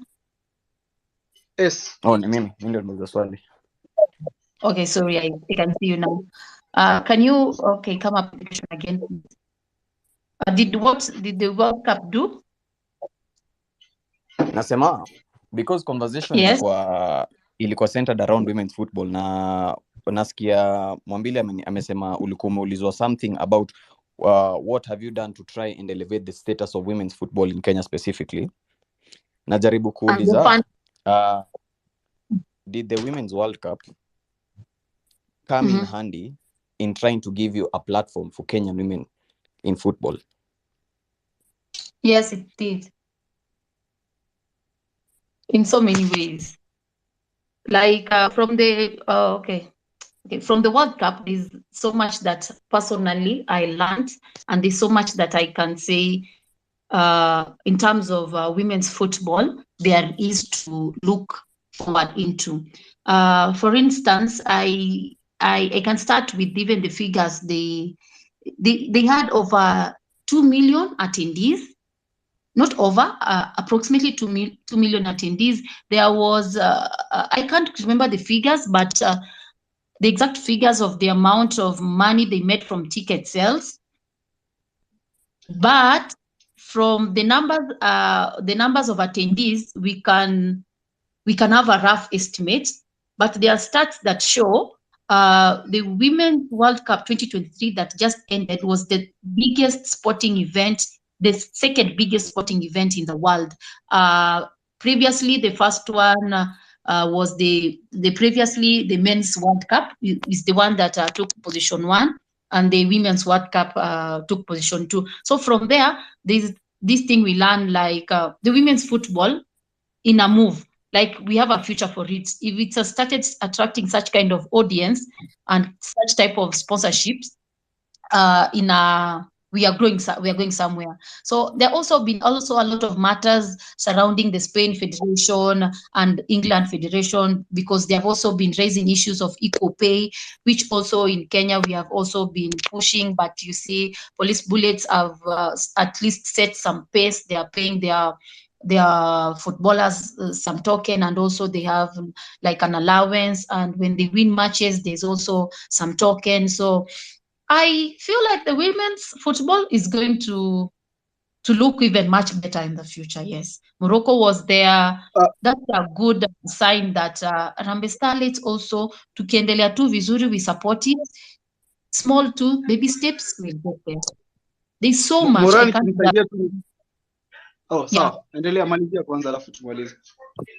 There's so much in the Women's World Cup that I picked a lot, that also we can also, as journalists and also Kenyan Women Premier League, we can use and help maybe put across in the league and at least see it go to the next level. So I can't just finish everything in this space, but at least you can get the highlights. We are going somewhere. Yeah, so Mwabi, you can take the mic. Yeah, nikimalizia tu kabisa, nikiemphasize hii ni ile ya mwisho, si ile ya Afrika ya kumalizia. So nadhani ilikuwa numbers ni 1.9 up from 1.2 the previous World Cup. Ilikuwa ni attendees, alafu niliona presa fulani ya Infantino, the president of FIFA, akisema this time round hawajaingia kwa mfuko wao, wali break even. Ili generate around 500 million euros. Na apparently ndo cost pia zao zenye walitumia zilikuwa around hapo, so hakuwa na hasara, na hakukuwa na faida kubwa sana, but it's a massive improvement compared na hizo World Cup zingine ambazo wamekuwa wana invest tu, lakini ile ambayo wana invest hairudi yote. Mimi kitu ambaye labda niliona ambaye imetufunza sana hii World Cup ni imechange perception kwamba wale kama huko wazungu hawatuoni kama watu ambao sifa zetu, wakiona sisi tunacheza wanasema eti ni energy tuko nayo na physical na kukimbia tu. Angalau wanaona pia sisi tuko na tactical aspect pia za mpira wetu. Ukiona watu kama kina Zambia, kina Nigeria, kina Morocco walingangana wakafanya kila ambacho wanaweza kulingana na resources zao. So at least waoni sisi eti ni pace merchants tu. Wale wana nguvu wale, angalau pia sisi wanaona tunajua ku manage game, tuna South Africa wenye walifanya, so wanaona kuna mahali ambapo tumeimprove kwa mpira wetu, na pia mimi nafikiri tumeimprove sana kwa sababu tulipitisha karibu timu 3 kama sikosei kwenye group stages, kwa hiyo ilikuwa improvement kubwa sana. Nimemaliza. Thank you so much for winding up on your end. Anybody in the listening section maybe would like to add on something before we finish, maybe a thing or two? Okay. As it looks, everybody is looking forward to the post-match review that happened during the weekend, and I can see our host is stand by. So I think at this point, I'll give him the mic to take over. Thank you so much for listening. And just to highlight for those ones who have just checked in right now, on Tuesdays, we'll be having a women's space trick. So that is it, yeah. Wasiwasi. Yeah. And talk about much of it. And remember, our league, it's starting on in September, it's starting in September, and there is so much that will be happening in between, and then there's so much more that will start happening in September around 24th. So discussing about all the teams and everything women's football in KE, and together with my team we'll give you everything you need to know. Yeah, Mr. 90 Plus. Yes, thank you so much. Thank you so much for updating us and always educating us on the women's team. And all the best to the Starlets bana wakipata nao ma Lioness. Na venye tu Mwabile amesema mazee. Ball sazine mpira yudunda. So hawezi jua. They go there wakijiamini. But as soon as they sort out their coaching issues or problems nini and waende huko wakiwa wanajua ni aje tactics zimeingia nini. So anyway, all the best to them. Na before to shift, mimi naona by the way hata mimi nimekuwa mtu wa police jo. No jo, book create space, lakini for the women's team mimi sitambui mabuda. Lakini the women's team niko hapo police. Lakini kama kawa Njege Masanse wafanye nini? Hiyo tutamaliza next time. Wakwende. At least you have a team. So anyway, and you for the matches. Sawa, ushasema usirudie tena. Na Mora asirudie tena, so mmeshasikia. So anyway, welcome again guys. Sasa tunataka kushift to the men's side. Na mazee tulikuwa tumengoja season, yani we were eagerly, wazungu wanasemanga, we were eagerly awaiting for the season to start, and the season did start. Haikuwa na dramas quick one. Yes. Before you ingie ndani kwa topic. So mi changu ni reminder before Lamo get into the topic. Kama kawa kama dawa. Linktree kwa hapo juu, naona Dizo mpiga kazi safi. For once umefikiria na hizo ndevu zako. Linktree ya malink space kwa hapo juu. So endo follow kila mahali, yani Football KE link, enda subscribe kwa channel yetu ya YouTube. Manze kasonge hiyo design. For once Dizo umefikiria magari. Lamo take on. Yani mmesikia, yani venye hiyo shift imepigwa kwa maboy tu, ni mabom tu, hata muwezi kuwa civilized, ni mabom tu watu yangu. So anyway, as I was saying, league imerudi mazee, we are so glad imerudi. At least jo tuko na the anticipation iliisha. Of course hatutaongea maneno ya sponsorship nini, unajua pia hizi vitu zisipo happen hadi zi happen. So anyway, league ilirudi na haikuwa na too much drama. as we expected, but regardless ligi imerudi. So ndasoma tu hizo results mbio mbaya, na before nisome results kuna kitu niko sure kila mtu amenote. We had so many barren draws, we had 4 of them. Nzoia were the biggest scorers, na si bigger sana, walishinda 2-1 versus Ulinzi. That was on Sunday.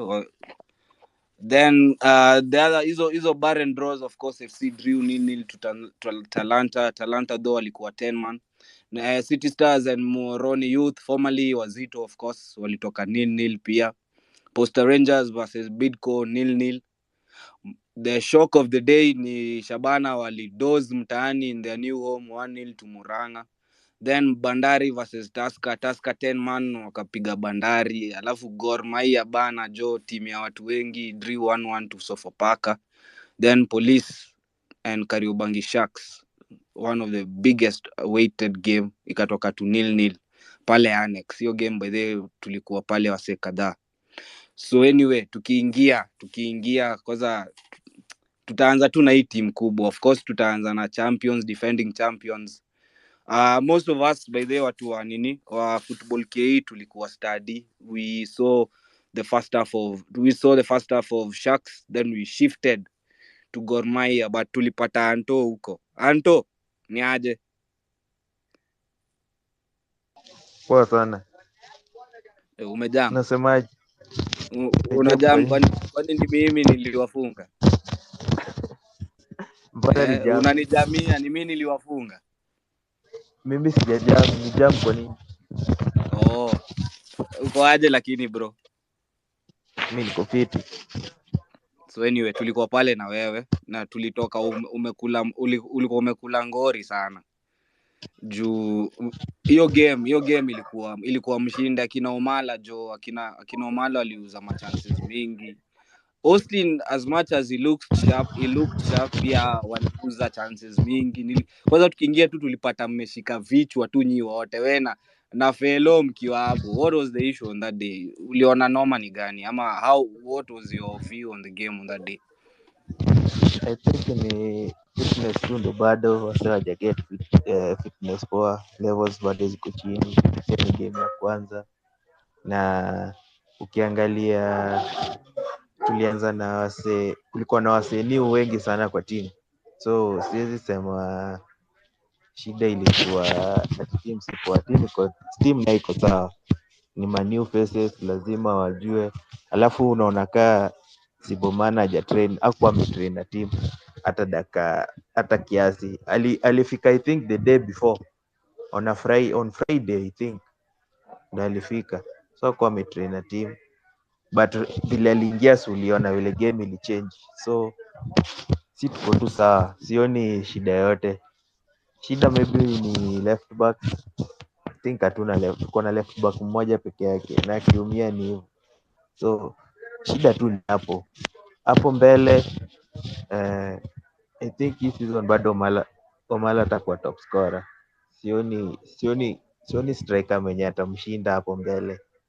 So si tuko tu sawa, tunangoja next game.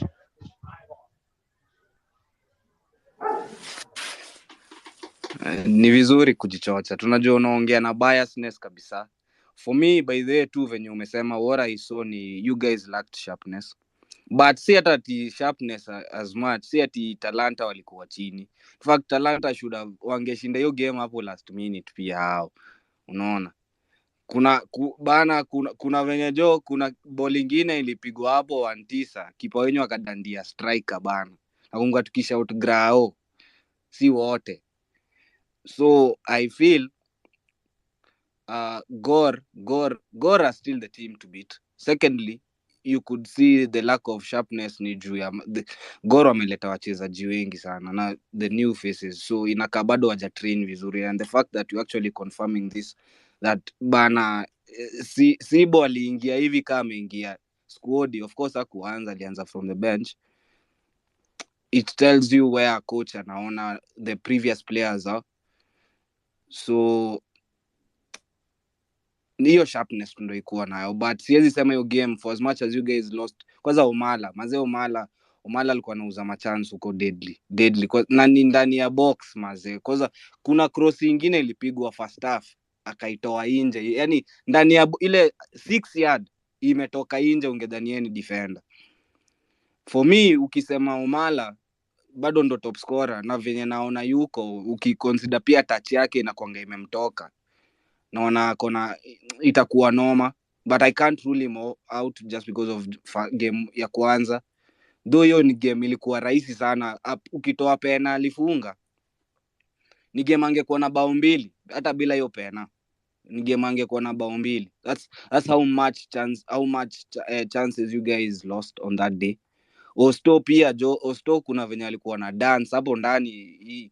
In fact chances zenye alikuwa nazo most of them ni alijikretia, na bado ndasema hivi, the biggest transfer news for Gor ilikuwa ni Osto kubaki, na bado mimi naona endo talisman wenyu this season.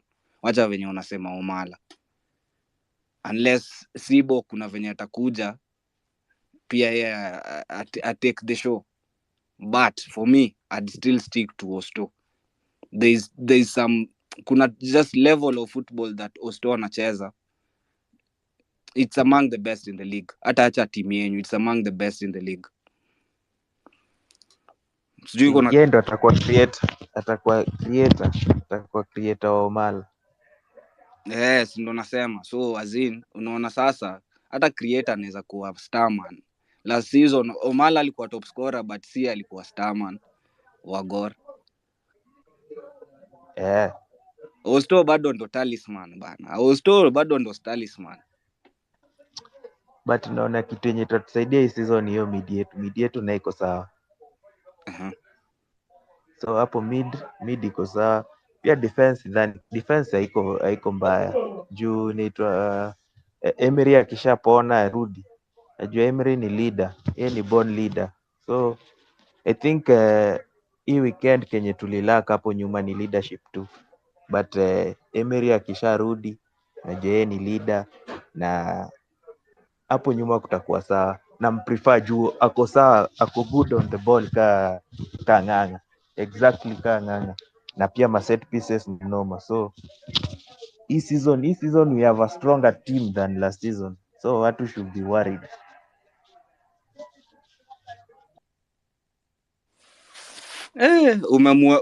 Umemweka juu, umesema ni kaa Ng'ang'a bana.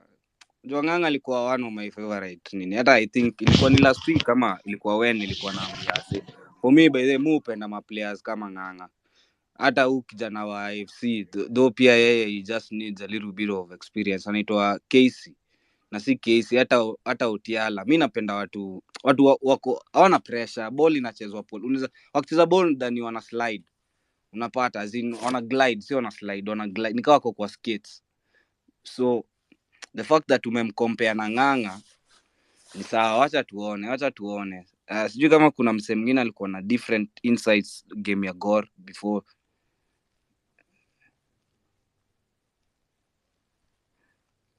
Goat kwani huko Goat hakuwa game, ndio maana hata hizi changia. Buda niko blank kwa game ya Gor, but at least ya MCs na Shabana hiyo naizongea kidogo juu niliwatch some part of it juliko online, but hiyo ya Gor sijakuwa around within the weekend, but ingine tupatane.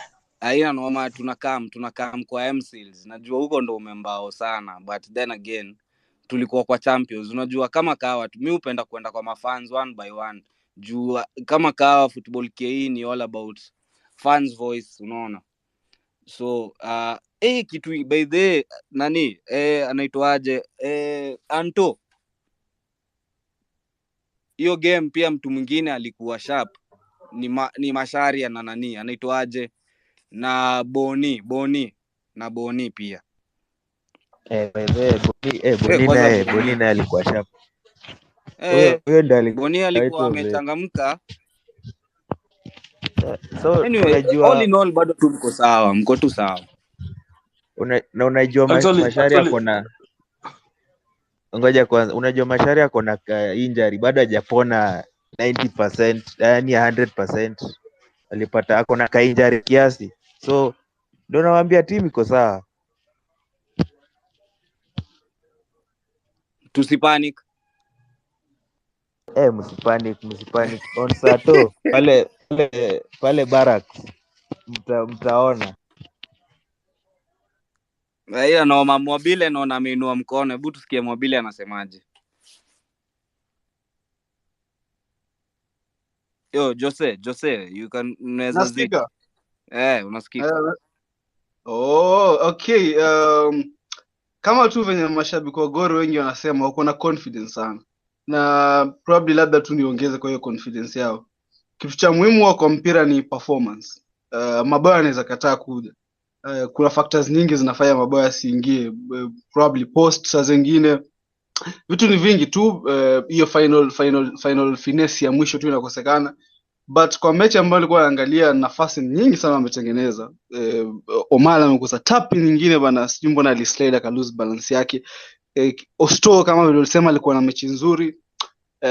Kiungo chao cha kati kiko solid, kama ndio kuna flashes zenye unaweza kufeel labda bado watu hawaja kuwa up to speed, because ni game ya kwanza, lazima uweke into consideration hiyo. Hata ukiwa una analyze performance ya Gor kwamba ilikuwa nzuri, lazima uweke pia factor kwamba pia Sofapaka pia ni mechi yao ya kwanza. So ukicombine hizo vitu zote, unaona tu hakuna reason yote ya kupanic. Ndio kuna mechi mnashinda lakini mnaenda na shingo upande tu.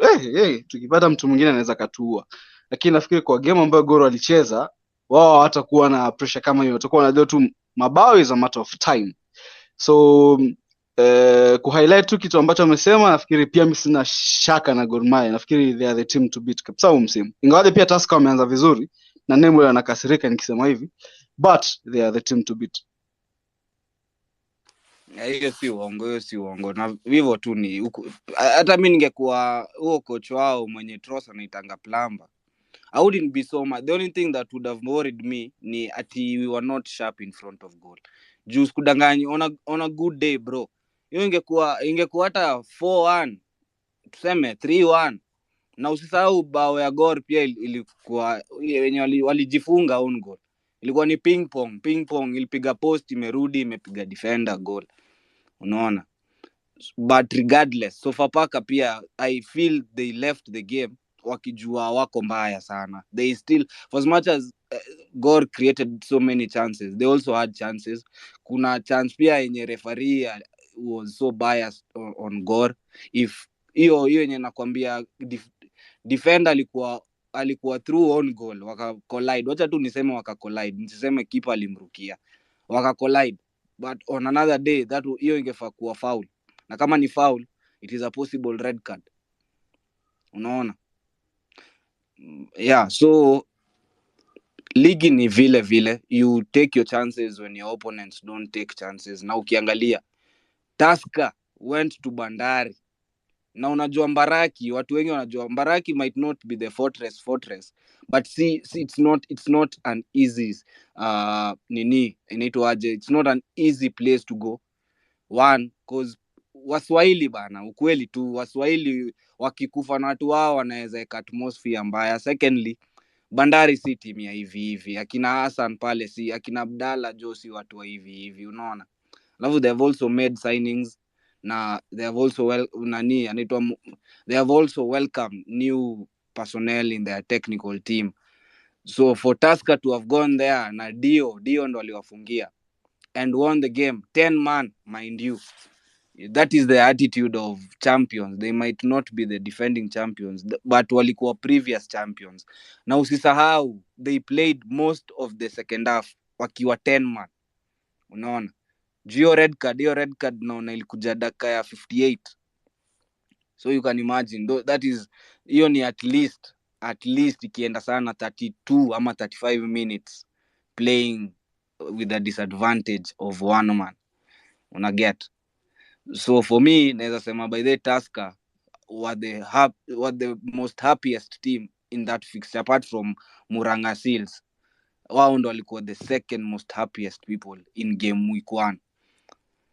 Na sijui kama Nema kwa hapa. Nema sijui ataka anyway kuenda kuona game, angeenda wapi. Hiyo ni fan wa nini. But Matano Joe, the other thing with Matano, I keep saying Matano ni coach. He's such a professional coach in the sense that He will just do enough to win and make sure you do not score. He loves a 1-0, 2-0 kind of scoreline. Now, this was just a typical Matano game. Na hapo sasa ishaanza kuwa rat race. So Gor saa hii tayari wako at the back foot of the race. Una get? So for me, I'd actually, if you were grading, we were giving score gradings according to this game week, Gor for me would have gotten a C+, and Tusker of course wangepata tuseme A minor. It would have been an A+ if they didn't. Jupio on a red card is an issue of discipline. Na hiyo pia ni story ingine. These are the players you'd need for the next game. Unaona? So yeah, ano ni aje naona umeinua mkono hapo. Fiti sana. Nilikuwa nataka kuongea about hiyo maneno ya Tusker na Bandari. Nilikuwa naangalia actually the lineup Bandari had on the game. Naona kulikuwa na defender by the name Edward Satulo, jezi 30. Then there is a midfielder Sharif Amubuombe. Bana, I think the coach aligamble, Sheikh aligamble bana. Twahir Muidin aligamble playing against Tusker with players wale wajajel vizuri. Ilikuwa very big gamble alitake, and uliona vile ili happen. Alipigwa na team iko na red card, making him a joker juu pale Coast. Na ni Ochieng alikuwa aniambia watu wanachukia Sheikh vibaya sana, hawataki kuwa hapo Bandari, and then ana gamble kwa such a game. pale within some time heads might roll, na anaweza jipata place mbaya. Aache kugamble sana, achezeshe at least watu wamejel pamoja la season. Kuna so many other players walikuwa la season na wanaweza endelea kucheza. I bet for the first 3-4 games before au wengine waingia na system yake, and then sando waendelee pamoja. But akifanya blanda Mwalala alifanya first few games last season at Ulinzi, itakuwa very bad thing pia. Ni yao tu kwa sasa. Shukran. Kwanza unaona sasa by the like sijui Dice alienda wapi. Nakumbuka last season Dice akilia amelia hapa juu ya Muidin, amelia Sheikh hakuna, alafu the first few games he was getting results. I think in the first 4 or 5 games alidraw 2 game moja, akapigwa moja, the rest alishinda. Na they were very hopeful about it. So tena saa hii jo naona ni kama imegeuka. Mimi niliacha wakitafuta Muidin akichukua tu interim, alafu they get a permanent nini unaitwaje, a permanent coach, but ni kama aliamua tu aendelee tu kama the head coach. For me naona sidhani alikuwa amedharau Tusker juu I don't think any team in the league inaweza cheza against Tusker ukienda pale umewadharau. Hakuna mtu. Matano sioni venye unaweza enda kucheza na Matano ukimdharau hivyo. Unaona? Alafu consider the kind of signings that Tusker did on top of the team that they had last season. The only significant person they have lost, for me, that is in my own opinion, is Mieno. Unaona? And of course, engine bana, he was the engine, the midfield is the one who was controlling the tempo, so that is a huge player to me. But ukiangalia the signings that they have nini, for example, hata tusiongelee the main one, Kapaito. We all know about Kapaito.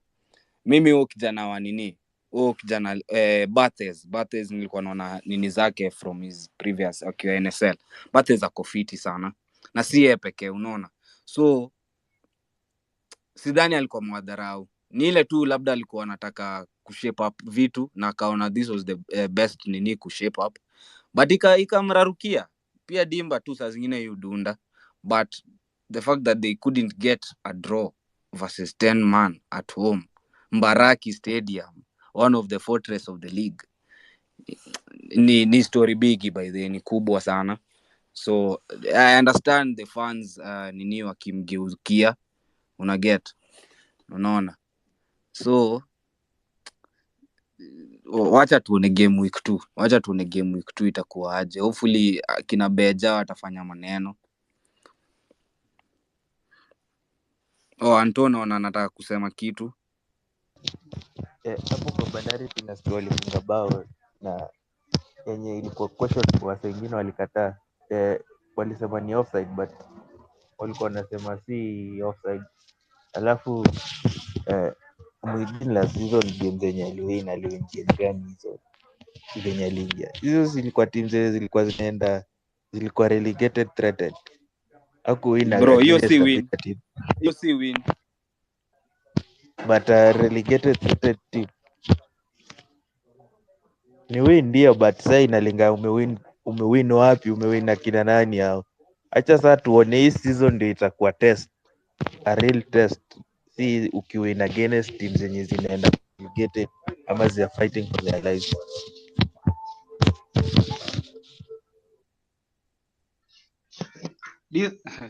Lamo. Yeah. Ama tu ni honeymoon imeisha tu, honeymoon phase imeisha, tumeanza kugombana kwenye relationship. Ni hiyo tu. Probably hiyo time ndio nafikiri alimaliza msimu ona high tangu achukue timu. But as in I'm sure on a light note, ni honeymoon phase imeisha tu. Sasa hivi tumeanza kuona kwamba kwa relationship kumbe kuna kupiga simu kila siku. Mambo kama hayo. On a lighter note. Bro, kwa hivyo unakuniambia pia huku tuko na honeymoon period. Iko udog ile inatoka new coach bounce ile. New coach bounce ndio ni. Wachezaji wanataka kuimpress coach wabaki kwenye starting lineup, wenye walikuwa hawapati nafasi kwenye starting lineup, na unajua unaanzia zero kila mtu angalau. So unataka kuonesha wewe una uwezo, kocha aliyetoka alikuwa hafanyi vizuri kutokuanzisha na vitu kama hivyo. Sasa wakati comfort imeanza tena unarudi pale ulikuwa tu. But of course kuna major issues. Football is about strategies and all that. So no maana nikasema ni on a light note. Upande mkubwa kuna pia yeye, unajua ni game ya kwanza tu, hata labda tuna panic bure, ni game ya kwanza. Pia yeye amefanya signings, amepoteza, pia kuna wachezaji amepoteza. So kuna hiyo readjustment ambayo itakuwa hata game ya pili tunaweza tukaona kitu similar, game ya tatu angalau ndo watu waanze kupick up. Pia msiwekee timu ambayo labda hata si contender, mnaekea expectations za kushinda kila mechi tafadhali. Huyu anacheza against number 2 bana. Mmesahau ni Robert Matano. Na hii ni task ambayo ilienda down to the wire mpaka mechi ya mwisho msimu uliopita. So sasa amepoteza against Wazito. Amepoteza against the second best team in the league. So let's cut him some slack bana. Atukatai.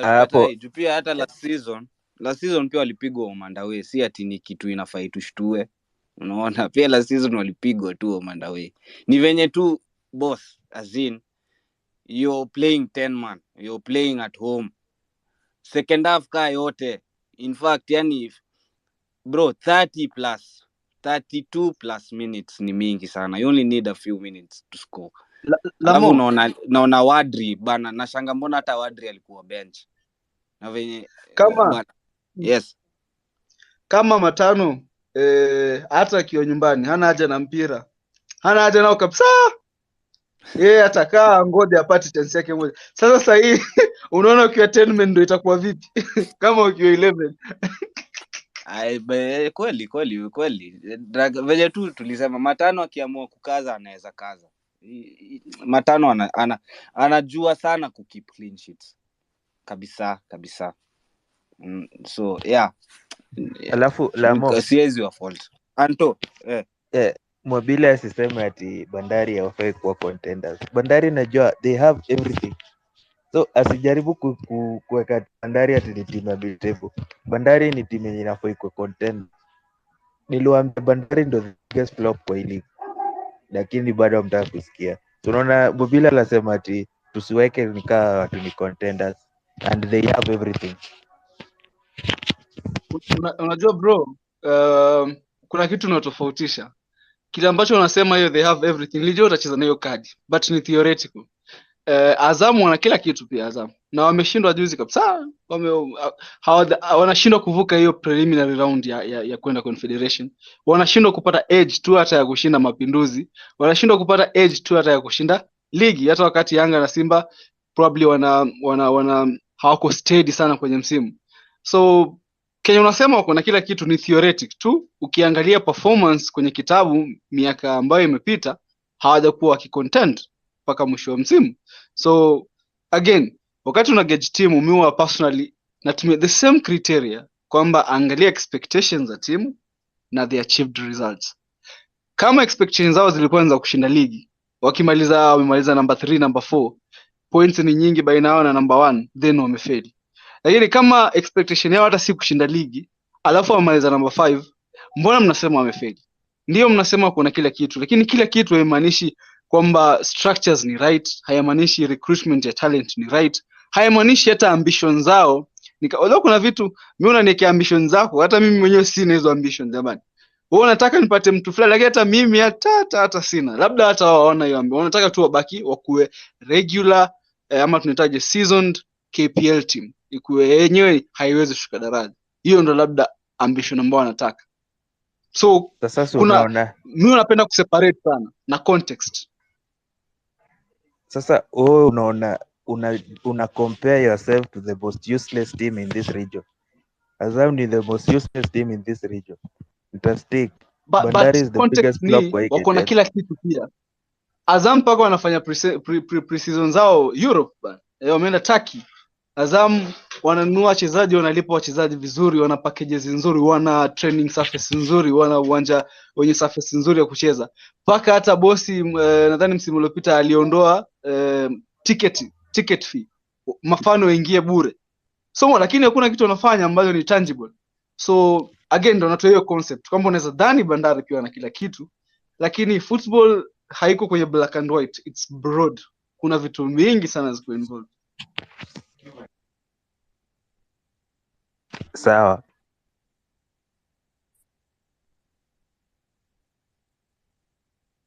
La moto endelee. Nilikuwa na ngoja mmalize kupigana mamawe huko kwanza. Ni sawa, but anyway, tunataka to move on to hii game ya FC. Jupia FC waliangusha. Mimi niko sure Mbakaya najua atapanda maidha yake. But niko sure he is also disappointed seeing how the game went. Walitoka 0-0. They were playing Talanta of course. Na wakatoka 0-0 against 10 man. Walikuwa hapa hivi na Talanta wanacheza hapa Nyayo. Na the fact that they couldn't beat 10 man Talanta, hata wangekuwa 11, si hata nini, wangekuwa 11. I thought FC walikuwa wanakuja kujinini na unaona wanarudi back to their form. Tuliambiwa hii ndo season wanachangamka, and seeing by the number of signings they did, I know they have released very good players. Akina Mukangula, Thiongo nimeona pia ameconfirm ameenda, but they still retained very good players. Nyakea naona libaki, unaona KC by the pia naona alikuwa hiyo game. So I honestly don't know what was the issue, why they couldn't get anything going, even just one goal. They were the home team. You know, it might not be all about advantage, but as in ama Tom Juma his first game, they have acquired after Osems alisonga nyumbani. This was Juma's first competitive game na ligi of course. So I thought wangeanza na psych ile enye Mwabili was trying to say there a few minutes ago, like your new manager bounce. So Felo naona kwa hapa, Felo najua nataka kuongea something else. Felo ni aje? Ni aje Lamu? Poa sana. Hapa sayari fan wa Posta Ranger hapa hivi.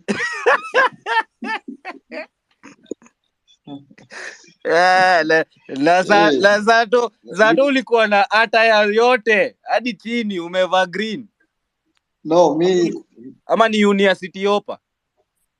na identify kama fan wa Posta Ranger mimi. Hiyo ukiniona na Bana jezi fellow bana, acha kupimana akili tafadhali.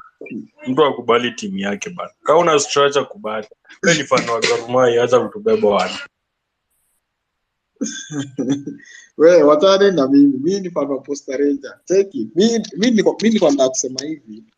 Unaona ili yetu ni ligi ya winner takes it all. Until point yenye tutakuwa na another competition yenye kutakuwa na meaning na positioning yenye mtu anamaliza. Some of these teams wenye mnasema ziko na kila kitu and all that, they don't see the pressure of outperforming themselves other than kukuwa na ambition ya not being relegated per se, ama mmalize in a position yenye haita cause too much problems in the organization na management structure, particularly institutional teams. Unaona these teams ka Bandari, Kenya Police, Ulinzi, Tusker, those teams hawana the kind of problems zenye tumekaa Gor Mahia ama FC Leopard zenye ziko nayo, na majorly it's cause of bad management. Having said that, wanafaa kuwa in the forefront ya kukua, since tumeondolewa these problems zenye teams zingine za community based zina struggle with, tunafaa kuwa in a better position kukua kuweza kucompete for titles, kucompete for league and all that, until point yenye tutakuwa tuseme kama ni CAF, tuseme for instance league ya TZ, you ukimaliza 1 2 3 you go to Champions League and Confederation and all that. Mimi opinion yangu tunafaa kuwa na ile top 8 tournament. Top 8 tournament inapatia team chance ya kucheza wakijua I would want to finish within this bracket ya top 8. Nikiwa within that bracket ya top 8 naweza kuwa able kucheza for that in that top 8 tournament. At least inanipatia chance ya kuwin a trophy and all that. I remember the first trophy yenye Muhoroni Youth won was the top 8 tournament against Gor Mahia. I can't remember the year exactly, but ilikuwa time ya coach from Brazil anaitwa Zimaria. Teams zinafaa kuwa zinajikaza, at least put in an effort. Sisemi at the moment they don't, but as it stands, our league is winner takes it all. Mwenye ameshinda league ndio ana take all the plaudits, na mwenye ameshinda tuseme like Confederation Cup and this other cup inaitwaje, Go TV Shield, Mozart Cup, mwenye anashinda Mozart Cup. So hizi teams zenye quote and quote zinakaa ni kazi kuna everything. Like Kakamega, we know Kakamega is a struggling team. Kakamega Homeboys, it's a struggling team. Maybe struggles zao haziko amplified kama the other community based teams, but these institutional teams, in my opinion, with the kind of money they have, with the kind of organization they have, and quote unquote whatever they try and present to us, they are more organized team compared to the rest of us. At least wanafaa kuwa how they are in the forefront ya kupush for winning titles, winning nini, because ukimaliza number 2 kwa league yetu, it doesn't make any sense. We okay, I wouldn't say it a bad way. We don't care for anyone who finished between number 2 and number 15, I think, because the most important position in number 1, 16, 17, 18, those are the most important position kwa ligi yetu. Anything in between hapo, we don't care. We don't care. Polisi kimaliza number 3, it's a failure. Ulinzi kimaliza number 3, it's a failure. Bandari kimaliza number 3, it's a failure, because mtashindaje mkiwa hivyo? Fans wenyu wanataka nini? Kwani au unasema hizo ambitions ni zetu si wengine? Let's make the league competitive. Hiyo ni my first take.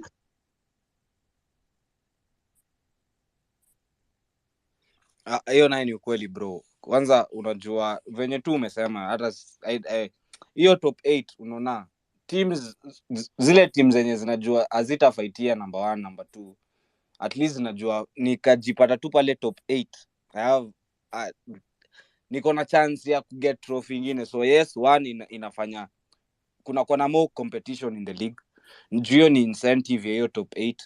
Alafu pia it also make other teams to fight more than just be a participating team in the league. So yes, for me I welcome that idea. Top 8 by the way again pia inatupatia more matches za kucheki, unaona, more matches. Tunaacha kuwa unajua Kenya tuko na ligi na FKF Cup, of which FKF Cup depending on sponsor ni nani hiyo season inaitwa jina ya sponsor. Last season ilikuwa Mozart, before that ilikuwa itwa FKF Cup. So yeah, I welcome your idea. Ni fiti sana juu at the end of the day, the more competitive the league is, the more entertaining the games are. Now of course pia ndio the more quality inapanda within the Kenyan sport. So end goal ni bado quality ina improve. Na mafans pia wana get more matches za kucheki na pia wana get more entertainment. So yes, I do welcome. Tena FLO ni mkono mwingine ama ni ya kitambo? Ni mkono ya sai. Nataka tu kupata confirmation from the rest of the listeners. Ni internet yangu mbaya ama ni mimi sikusikii vizuri? Okay, labda unaweza niambia sijui. Ama kuna mtu mwingine anisikii? Ni internet yako mbaya. Wewe mtu wa Gor ujielewi. Bro, ningeshangaa, ningepigia watu wa Safaricom na natumia bundles bwana. So anyway, yeah. So nilikuwa kwa game ya FC. Namba Kaya ananisikia. Ningetaka apande atuambie. But wacha na watu wa FC watu wa FC kwani walienda? Leo hatujaona nani? Luya Dola. So anyway, FC walidraw. Na for me ni wale. I still see the same inconsistency in them. Ama labda tuseme ni game ya kwanza ya Juma ya Tom. Pia we shouldn't be harsh venye tu mmeshinda mkirudia. But you see, in league. Na the earlier you start on the forefront, the better. Tusker ndo washa set pace. Sasa ni watu wacheze catch up. Na mind you ilikuwa home game. So now they have played one home game less, which they have drawn to a team they shouldn't be drawing. Unaona? Ukiangalia hata head to head yao na Talanta ya last season, si ati walikuwa nini, unaona. For me, they would still feel they have lost points, unaona, the reality of the nini, they have dropped points. But hata hivyo ukiangalia last season, si ati they were better off than what they are. In fact, the last 3 fixtures prior to hii weekend have all ended in the last 2 fixtures have all ended in a barren draw, una get. So in fact Talanta tu ndo wanaweza kuwa walitoka huko wamefurahi. But akina Casey, akina Nyakea Jo Nara. So wenyewe unaona ni kama watu wa FC wako hapa. Mbakaya atatuambia akiingia. Yeye unajua anaingianga kama amesummarize the other biggest game of the weekend. Na nafurahia ako hapa. Ni Sharks na Police. Na mimi ndatoa tu maoni zangu 2 tu zile niliona nikiwa pale. Na ukweli ni ati Police waliponea. Stano alikuwa na run show. Unaona? Akina Kahata walijaribu, I didn't see so much of them. Kwanza kuna chance nyingine Muguna aliget. Na I expected him to have done better with that chance other than that fluffed shot alipigia keeper. Nika alikuwa na pasi ya keeper. Let Ano fan wenyewe atuambie kulienda aje. Na akiwa bias tuko hapa kumpiga maneno. Tuliona game pia sisi. Shida ilikuwa gani? Unasemaje wewe Nyamwezi kwanza? Hata kuni confuse ati na mtu anzoi ati Joen wa Mathare la Mozi. Sijaijikata, unaona. Mimi siwezi jikataa. Na atuongelee NSL, tuko ligi kuu, acha na NSL. Kitu ya kwanza nataka kwanza na Police na hiyo kazi ya kuwarasma fans. Lazima ni address hiyo. Tuliona tu game, tulikuwa na game mingi weekend but tuliona tu game ya Police ndio fana alishikwa Masuruari. Na nikafanya investigation zangu nikarealize Police nikawa na pale. So Kenya Police mtafute mafans wa real, kitu ya kwanza. Alafu kitu ya pili mazee tulicheki leo hadi nani player Sharks Victor Ngume alikuwa ananiambia Dajuli expect tutapigwa, lakini Police waliona moto. So nikakuwa na ile feeling ya ni kama Sharks si vile nilikuwa nafikiria in the beginning. ni kama wanajipanga vizuri kwa hii ligi, ni kama wanataka kufanya kitu mpya kwa hii ligi. So hiyo story yenye nilikuwa nasikia mtu anasema ati sijui maplayer bado ati ligi ndio imeanza wa confit, ni uongo. Timu yenye imekuwa outstanding kwa game ya kwanza ni timu yenye imejiprepare, una get. So Kenya Police nimeona wase wakisema ati police wana sign wazee, ati hata karibu kusign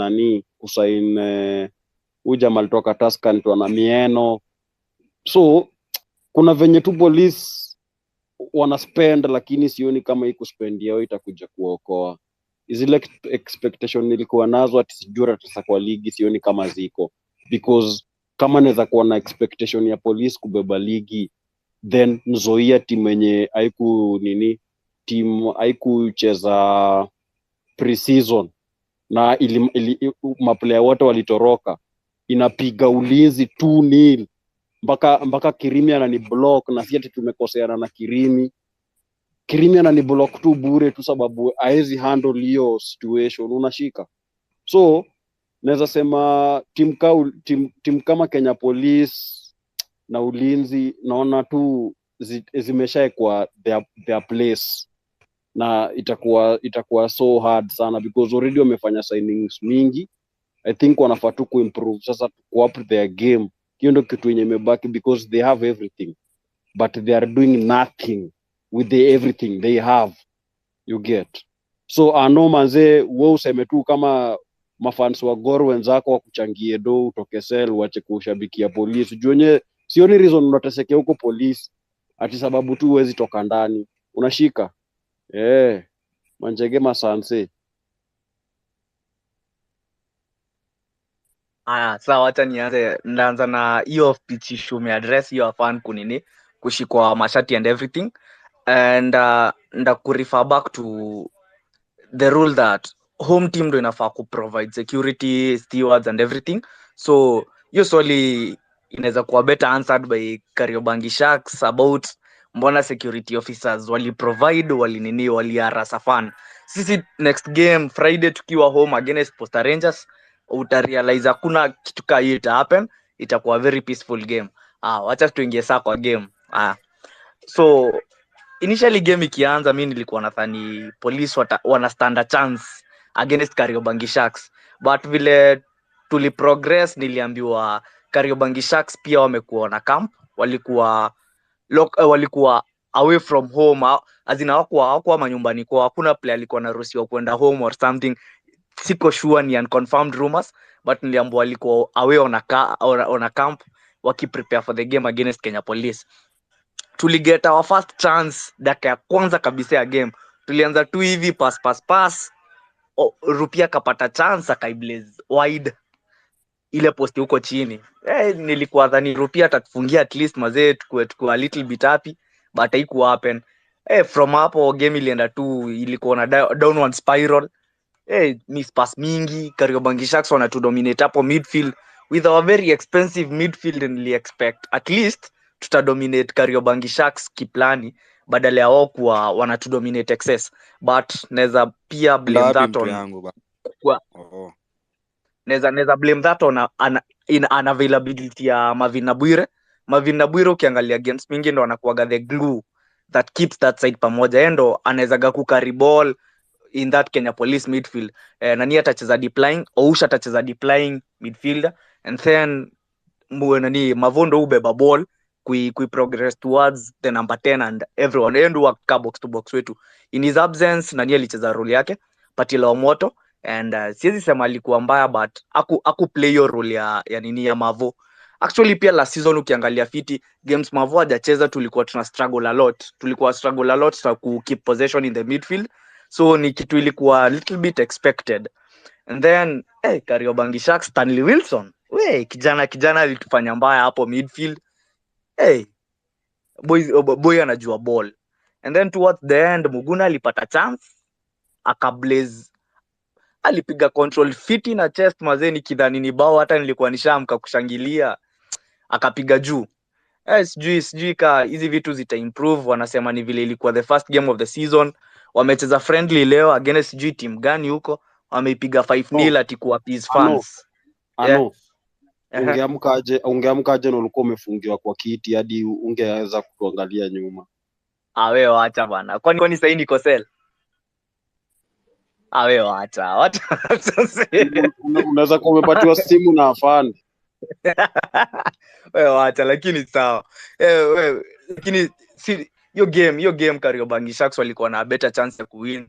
Walikuwa most possession, but kama kawaida yao kama kutoka from last season, judging from last season, wanapiga mingi, but bado hapo kwa finishing ndo kidogo inawalemeaga tu. Ukiangalia hata last season walikuwa hizo touch mingi. Actually across the 2 games tulicheza nao last season, home and away, walitulemea zote mbili in terms of possession, but zote mbili we came out on top in terms of the scoreboard. Then one developing rumor ni ati Elvis Rupia could be on his way out of Kenya Police and probably Fountain Gate Singida FC, kule Dukabuya pia lienda. So if that happens, tutakuwa lose our top assistant last season na our top scorer last season, which will be a very bad thing sababu ku lose 2 of your best players, actually the best players last season, ni a very big blow to the team. Additionally Mieso pia alitoka, so sijui what exactly is wrong pale, but Rupia could be on his way out. Leo hata sidhani amecheza hiyo friendly, na nini ndo alicheza, anaitwa nani, Levis Okelo T9, Tito Okelo ndo alicheza na alifunga, alipata bao. Sijui unasema timu hizo ni for play matches. Sijaget question yako. Unasema timu ya Dizo ni for play matches tu, ni kugusa hakuna kitu. Exactly. Hivyo ndo wanakuaga. For play wako fiti, but sasa ikifika ile place ya kufanya the real thing kidogo hakuna. Wanatoa jasho. Alafu Sayari alikuwa anauliza. Wewe ngoja Mnyamwezi. Kidogo tu Sayari alikuwa anauliza. Sayari alikuwa umesema timu yetu bro tumedraw na nyinyi, bado uko na effort ya kuja kuongelea hapa timu yetu tu, kazi yetu ni kucheza. Si mngefunga? Sisi tulimiss chances. Actually tulipiga mpaka chuma from your keeper save. Hiyo ni excuse bro, mungefunga. Wacha kuleta hapa hivi ati tuli. Buda mungefunga. Hamkufunga, tulidraw na nyinyi. It's all about, we all have 1 point. Saimi in fact mtu tunaweza ongelesha saizi ni team Kanzoia, sadly hadi Tusker na Seals. Nyinyi wengine mnaniambia nini hapa? Sisi wote tuko na 1 point. But the main question hapa ni simple. Tutakaa hapo kwa 1 point tukiwa timu ngapi na fall? Juu sisi tutatoka hapo. Game at a time. Wewe uko na point ngapi saizi God? Si mimi niko na points 3. Points 3 ulitoa wapi points 3? Mimi niko na points 3, si mimi ni fan wa Murang'a Seals ama? Si niko na points 3. Nini ushindi? Ona. Mimi ni fan wa Murang'a Seals, tuko na points 3. What are you saying? A quick one ni mafans wanauliza, wanasema utume picha yako real waone yenyewe ukweli uko sel uko kwa keja. Hivyo tu. Buda leo pia nilikuwa game ya Police Bullets pale ni JSU headquarters. Wewe acha maneno mingi bana. Fans ni free. Hakuna kitu kama abusu. Hiyo ni maneno yenu. Cheki moja kulemea naona watu wanataka kubenga hapo. Acha tusikie sauti mpya. Wewe siza ni aje. Lamo hata before uendelee. Naona umeambiwa na Sayari tutumie picha basi yenu basi. Wewe siza ni aje. Ni aje siza. Poa sana Lamo, poa sana. Unasemaje? Tupatie maoni yako juu ya watu bana. Hata nafika hapo kwa mabusu baadaye. Safi. Recap yangu ni chache. Hii weekend niliona tu game moja hiyo ya FC. Siku manage ya Gor. But kitu naweza sema ni kama naona pesetas washachukua lane yao. Tusker kama kawaida ni pesetas for now. Wanakuanga hapo na kina KK, Kakamega Homeboys, KCB, lakini hao unajua I think hao wanacheza next na kina Police, hao ndo wanakuanga pesetas vile so far since nianze kufuata hii league. So najua itaanza kushape up maybe hapo game 4-5 hapo tutaanza kuona the real deal. Nikifika hapo kwa hiyo game ya Police siku cheki, but since walikuwa wanacheza na Sharks na vile tunajua Sharks ni wasa ya kupanga na Police pia ni wasa na try kupanga, hiyo game definitely na ni first game definitely ingeisha tu hivyo vile iliisha. So mimi sikuwa surprised na hiyo results. First of all, hata before niendelee, manze big up to Nzoia manze ndo walikuwa for me team of the weekend. Kila mtu alikuwa amewa write off, because walikuwa lose most of their players, but ile grao yao ni kama imeshakuwa fortress, since walichapa Ulinzi, walinibamba sana, hata nitamani ningekuwa huko. Next game niliattend ilikuwa hiyo ya FC. Kitu naweza sema as much as ilikuwa game 1, FC walikuwa chini. Also since walikuwa wanacheza na Talanta, so tulikuwa expect at least watapata hata mabao 3 hivi. Talanta pia walikuwa chini sana, so unaweza imagine how that game was. Okay, si tunasema pia walikuwa na new players, so maybe wajablend poa, but for them unaweza sema walikuwa na pre-season as compared to Talanta, so at least walikuwa na some games, some minutes ya kublend, so that at least wakikuja ligi wakuja kawa prepared. So hata tuone game 2 game 3 vile watakuwa, since niliona okay individually wako fiti ama players wako fiti, especially mid yao akina nani Twadzo boys, Oundo boy anajua kushika hiyo sita. Cliff pia niliona anacheza game fiti. Ule namba 9 wao ule Twadzo namba 9 AFC vile alianza kwa bench, but kama angeanza niko sure wangekuwa na some wangekuwa mifunga. The next game ilikuwa game ya Seals manze, game ya Seals na Shabana. Hata sisi ongelea Shabana manze, but Seals walifanya kazi vile inafaifanya. Kitu naweza taka kuona ni Seals kumobilize mafans wao. I think kwa hiyo studies kama I don't think walikuwa na presence as much. Hata kwa social media yao wako chini sana na kumobilize mafans. Wana focus tu on the players. Yet game tunajua hii game ni ya mafans. And it's a community club, so I think we expect more from them. Also being that they come from a very big community hapa Kenya. So in that sector wanafaa pull socks, vutema fans. Okay, hao ni new promoted teams, Seals na Shabana. So I'm looking forward to game 2 na 3 ya Seals, because mi kwa prediction yangu nilikuwa nasema Seals wataperform better than Shabana, and hopefully watakuwa top 10. So wacha tuone game 2 na 3 wataendaje. Then to the icing the cake ni Gor.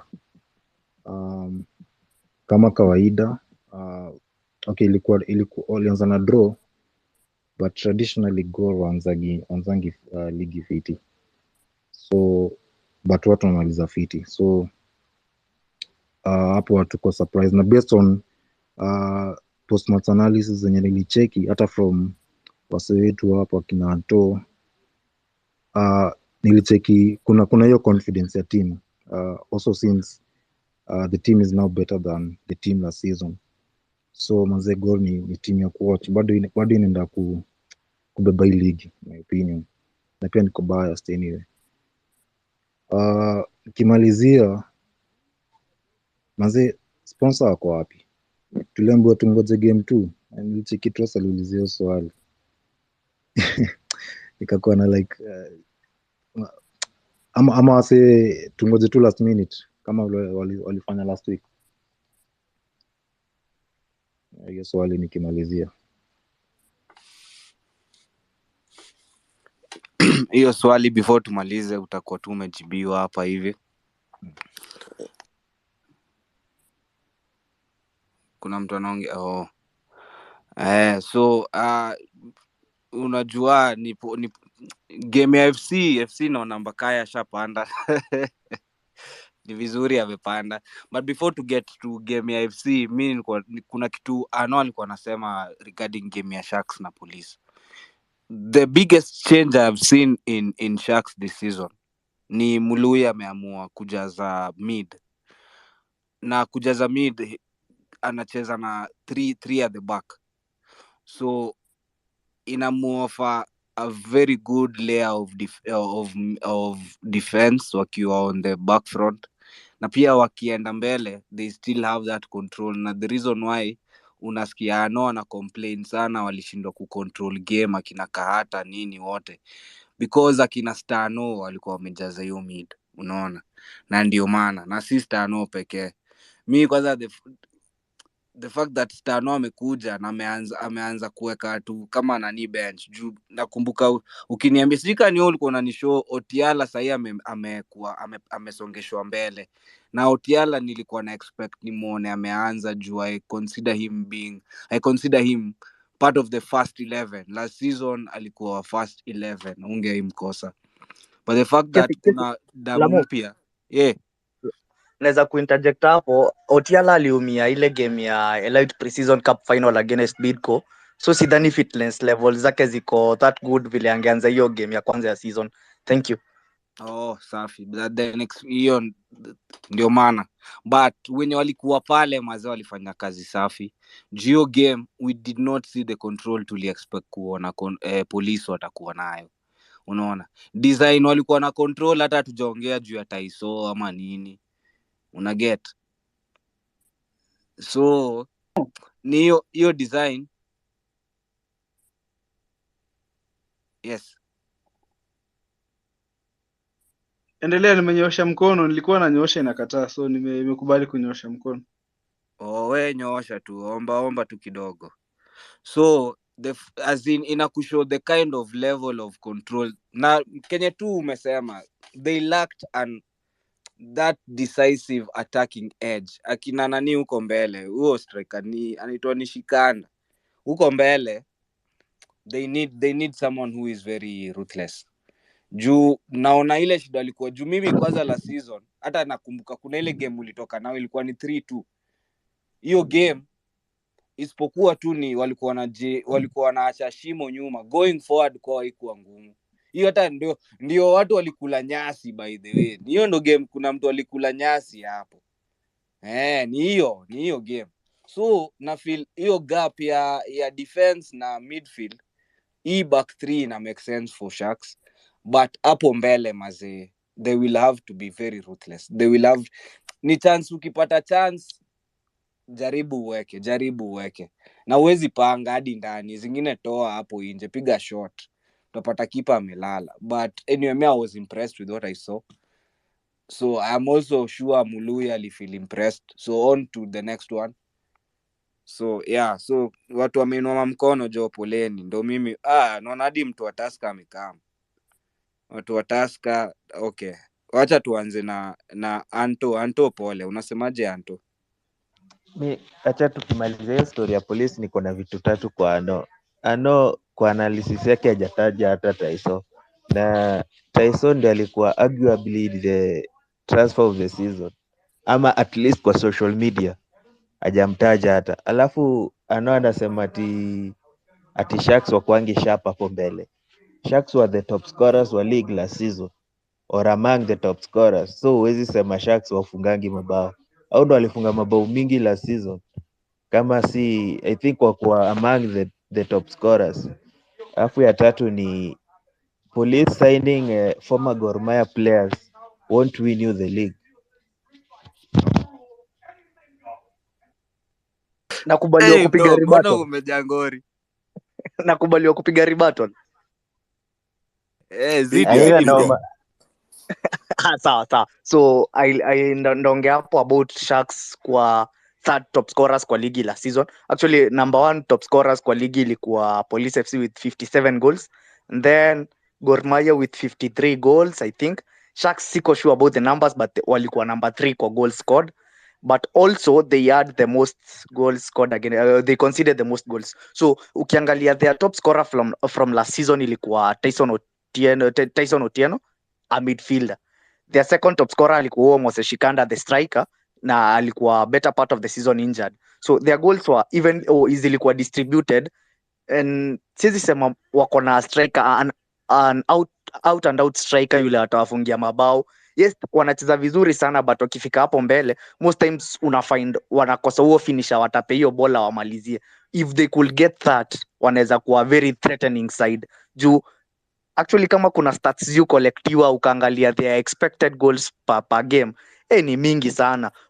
Wako na so many chances za kufunga, but hawana huo striker atawafinishia. Hiyo kitu ati Gor kusign players wa Gor itatushindia ligi bana. Tusign players wa Gor sini mmoja tu tumesign huo Tito Okello, na hata sijui amekujaje huko. Mimi sijui nani amemleta huko, hata mimi siwezi taka, singetaka sana huko pia. Ni ile tu sina otherwise, pia team si yangu, but mimi nikaulizwa afai kuwa hapo. But with Machapo now almost on his way, lazima pia tungesign replacement yake. Yeah.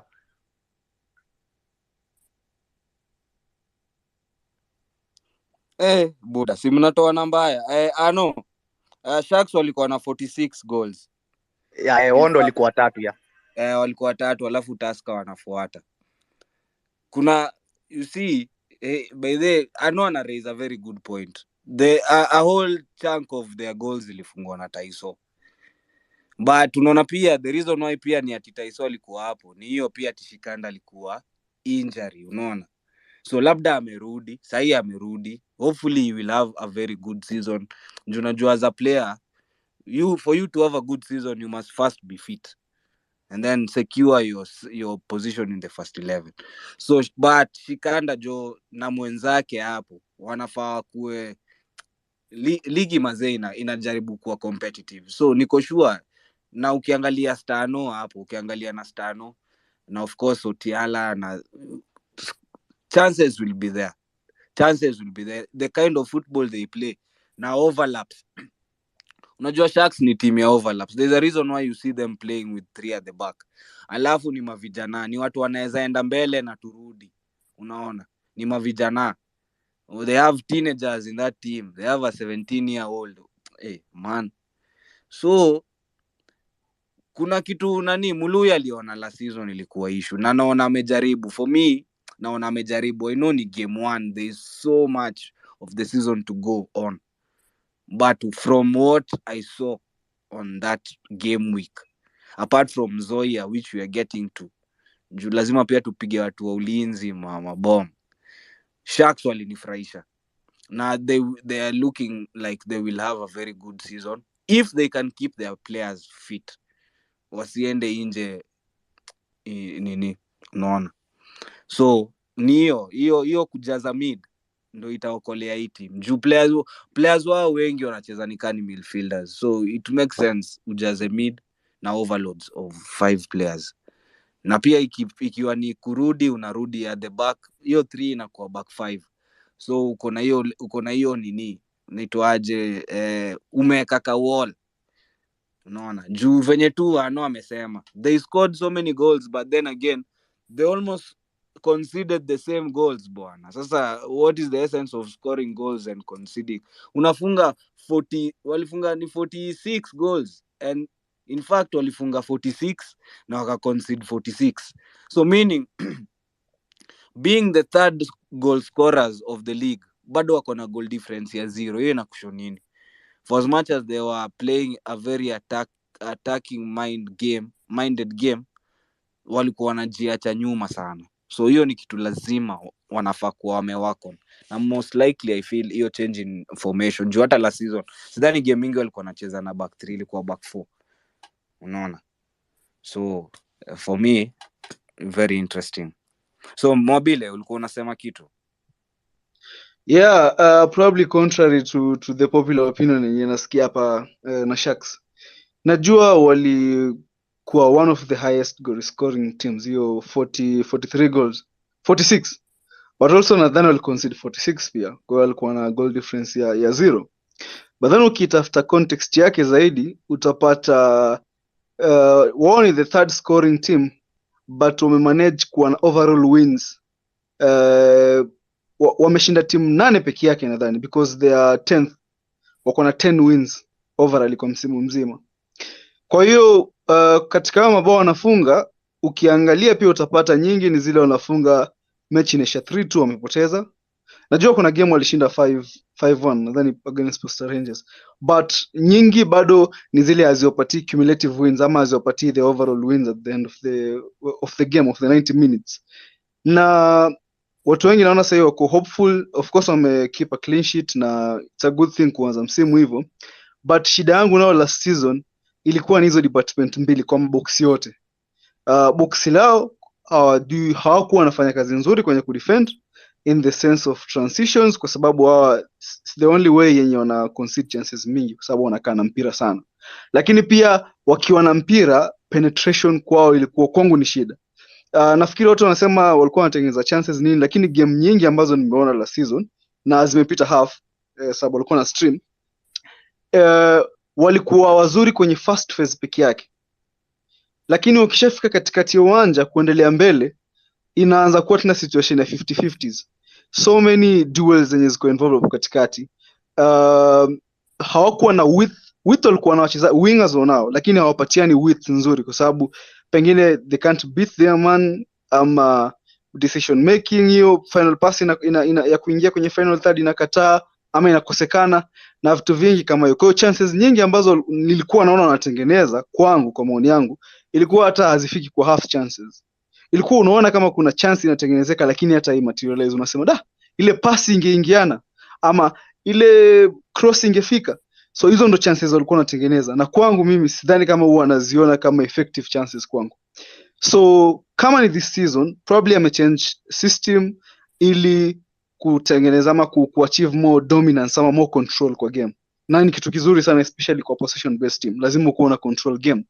But then bado sidhani kama hiyo ina solve vile shida yao ya width kwa uwanja, kwa sababu mimi ukiniwekea midfielders watano na mimi nikuwekea midfielders watano pia na midfielders wangu ni more physical, then tumematch numbers, tunaenda mchezo wa aerial duels ama physical duels. Mwenye ambaye ana watu ambaye ni more physically prepared anashinda hiyo match. Kwa hiyo again tena ama anashinda hizo duels nyingi, na tunajua Sharks last season walikuwa na struggle na transition, so inamaanisha duel ikishindwa hapo katikati ni pasi moja ama mbili tayari tumefika kwenye goli lao. So again sijui kama wameaddress shida yao ya defensively, because walikuwa wanatumia was a back 3 build up.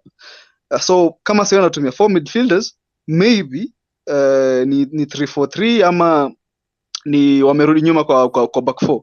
Hopefully ni back 4, because hiyo back 3 mimi ilikuwa inawa expose sana na wabeshte zangu tumeiongelea sana kwamba ni kitu ambaye ni unsustainable, na ndio maana unapata wako na 0 goal difference.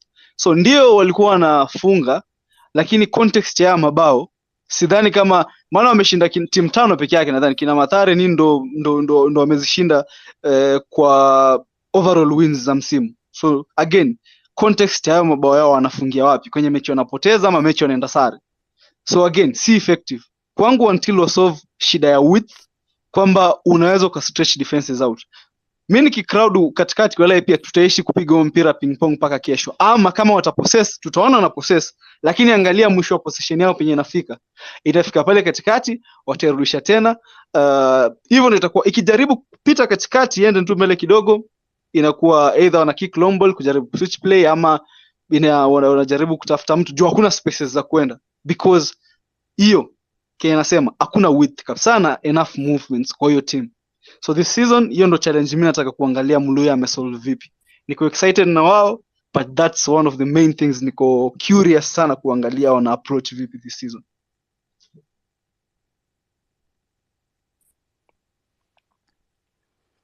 Yes, Mnyamwezi, we are getting to you. Alafu next tutaenda Mbakae. Unaona, for as much as usahau baadaye kuna game moja walishinda last season, ilikuwa ni walipiga hii timu ya kina nani, inaitwa ni timu ya huu champion nataka kuongea hapa, inaitwa Mnyamwezi. Okay, haikuwa team. Sijui mbona na confuse Nzoia na Kakamega. Hiyo walifunga 5 ama? Walipiga Nzoia ile walienda Sudi. Walienda Sudi walishinda ya 1-0 nakumbuka I know hiyo ni one off, but it was wanakushow inakuonyesha pia like on their good day they can churn out whatever results na wanaweza weka clean sheet. But what you have also said is true.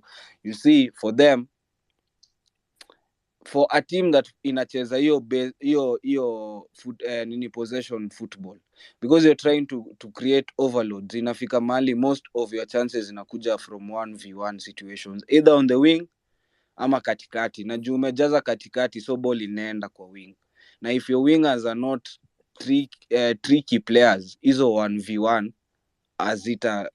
hazita materialize. But for me naona Muluya ni kitu he noticed last season, walikuwa na hiyo issue ya nyuma so many naitwaje mashimo walikuwa wameacha, na mid pia walikuwa na lose control mid sana for as much as they would want to play that kind of possession. Na hata ukiangalia kitu ilikuwa inawauma sana, hata hiyo game walipigwa 3-2 na Police, ilikuwa ni aerial balls, hiyo ndo kwanza ilikuwa inawamaliza. So anyway, ni game ya kwanza, hatuwezi jua kama he has learned his mistake. For me it is I'd say is what I saw. Jupia ukweli ni siku nilikuja nikapata ikiendelea, so nilikuwa naiona in bits, but from what I saw, yes. Na nikuulize kabla uende kwa Mnyamwezi, hiyo creative profile kama ya Taiso wame replace sasa, kuna mtu ambaye anapeana hiyo, because no, kama una hiyo replacement inabidi ako similar to the is it similar to Taiso ama anacheza vipi paka uone kama anaweza ka replace hiyo profile, kwamba hawatahitaji wachezaji wawili ku replace mchezaji mmoja? Kwanza unaona hata nani Stano is more of a deep line. Yes wa pale mbele. Unajua Taiso could play as a number 10 or alikuwa anacheza pale number 10 mostly for Sharks, that is. So nani this other guy hii game sasa sijui ni juu hiyo injury ya nani ya Otiala ndo alikuwa na slot in hapo nyuma, juu alikuwa anacheza, unaona hapo nyuma anacheza kama box to box, he'd control midfield na ungemuona just nje ya box ya Police. So I don't know if ilikuwa ni hiyo tweak ya Otiala not being there, itabidi pia, but Stano ako sawa. One is quick with his feet in tight spaces na ako na vision, so type of two kama Taiso. Sasa kitu wenye naweza sema labda Taiso amemshindia ni ati Taiso has played more of these games, so of course akona experience, unaona.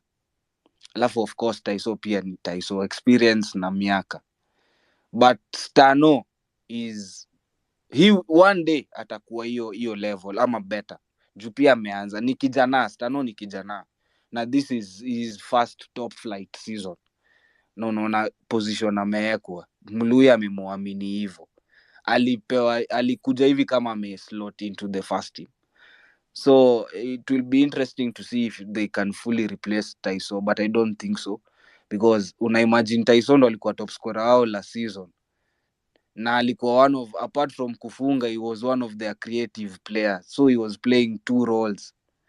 So sijui kama anaweza feel hiyo boot, but anyway season ndo imeanza, so it will be interesting to see how that folds. So Mnyamwezi, yes. Kitu kwanza nilikuwa nimeona Mbakaya hapa hivi, nikasema wacha ni at least ni big up wase wa FC kwanza. Manze design wase wa FC wanatokea grao, na ile hype penye mafans wa FC wako nayo, if we take that initiative, man, we will go far. I was there and nilikuwa naona mafans wa FC, msee anakuambia manze club yangu juu ni hurt, lakini mimi upenda tu kuiwatch. Man, nilikuwa na feel manze we need to be like that. Gor, when they are performing bad and things in their club they don't go well, unapata wanataka attend grao, wanakuwa Sofaset fans, Sofaset branch.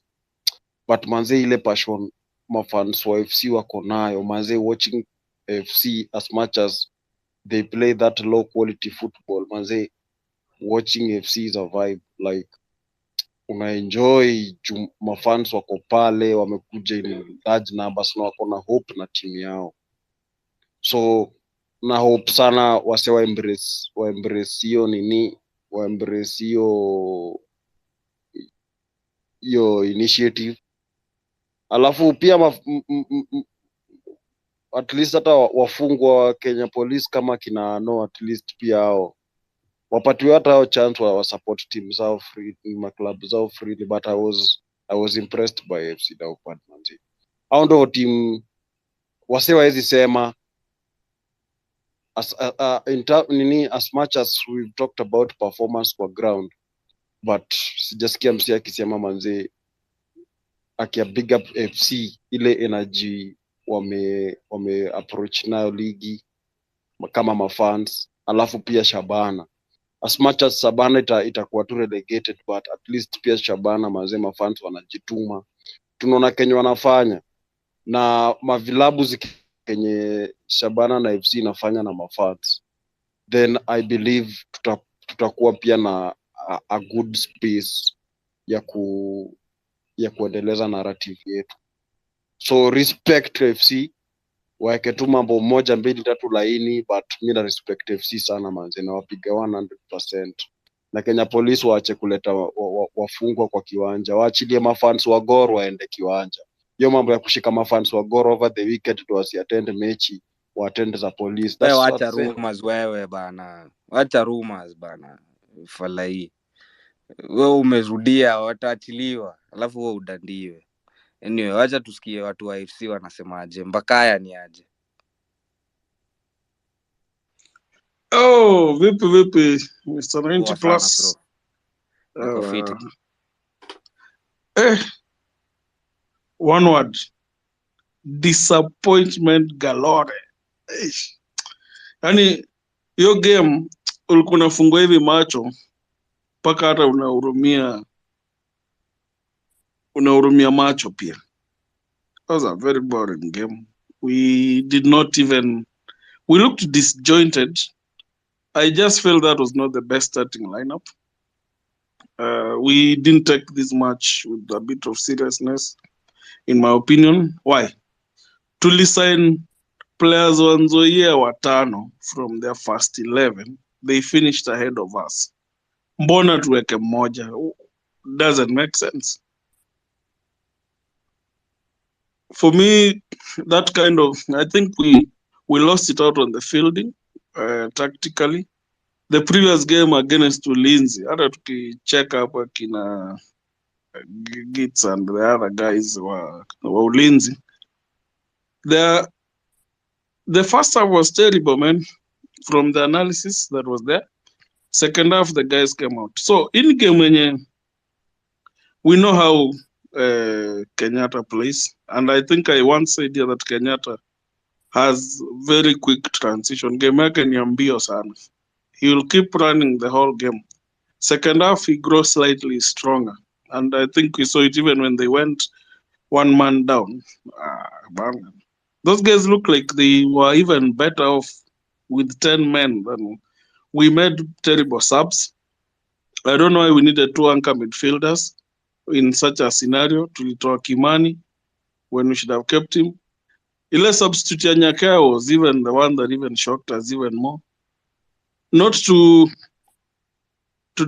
feel disrespectful, lakini nadhani the defensive angle that was supposed to overlap and give crosses, to be honest, did not deliver very well for a long time in the match, and I think that is one thing that the captain will need to work on. His final ball was off. Alikuwa anasaidia jamaa kudefend after amewa-attack, juu kinwa mpira iende huko kwa touchline huko, and you're supposed to pass it into dangerous places. So it made CJ look very useless in the match, because I feel he's a dangerous player. He can hold the ball and he could be dangerous in the box. So when Yakama came in, being tried, so it was a day of failed experiment. The team needs to go back and put the right lineup in place. My opinion, the captain should not start. Let Vihiga play. There's no need to make experiments with Kombele. I don't have anything much bad against our previous team last season, but I feel Beja would give a better attacking threat than having maybe Jaffa can start from the bench. Why is Meso missing the lineup? It didn't make sense to me. He had so many goals last season. He's a player who should be on that pitch. So to me, I feel the fielding didn't make sense. 2, there's no need to play 2 anchor players. What we needed was depth. So unless you want to lock the game, then you bring in Munyendo and Oundo. But in my opinion, I would have one play. Then once I've taken the lead, I've taken more risks. I bring in that one to now cool down the game and be a bit solid. Now, if the 2 of them are on the pitch, you need to probably get out one defender and be more attacking so that Oundo has a drop. It's just what I saw, and I feel it was a lost opportunity to take chances because I don't think Talanta were that solid. They gave a run, but I feel they were vulnerable as well. But they have exciting wingers in Kisaka and these other guys. Those boys are good. I think that is all. That's the only match I watched over the weekend. And I just want the team to get better. The players are good. It will mean that the coaches have to dig deep into their character and give us wins. Lamo, back to you.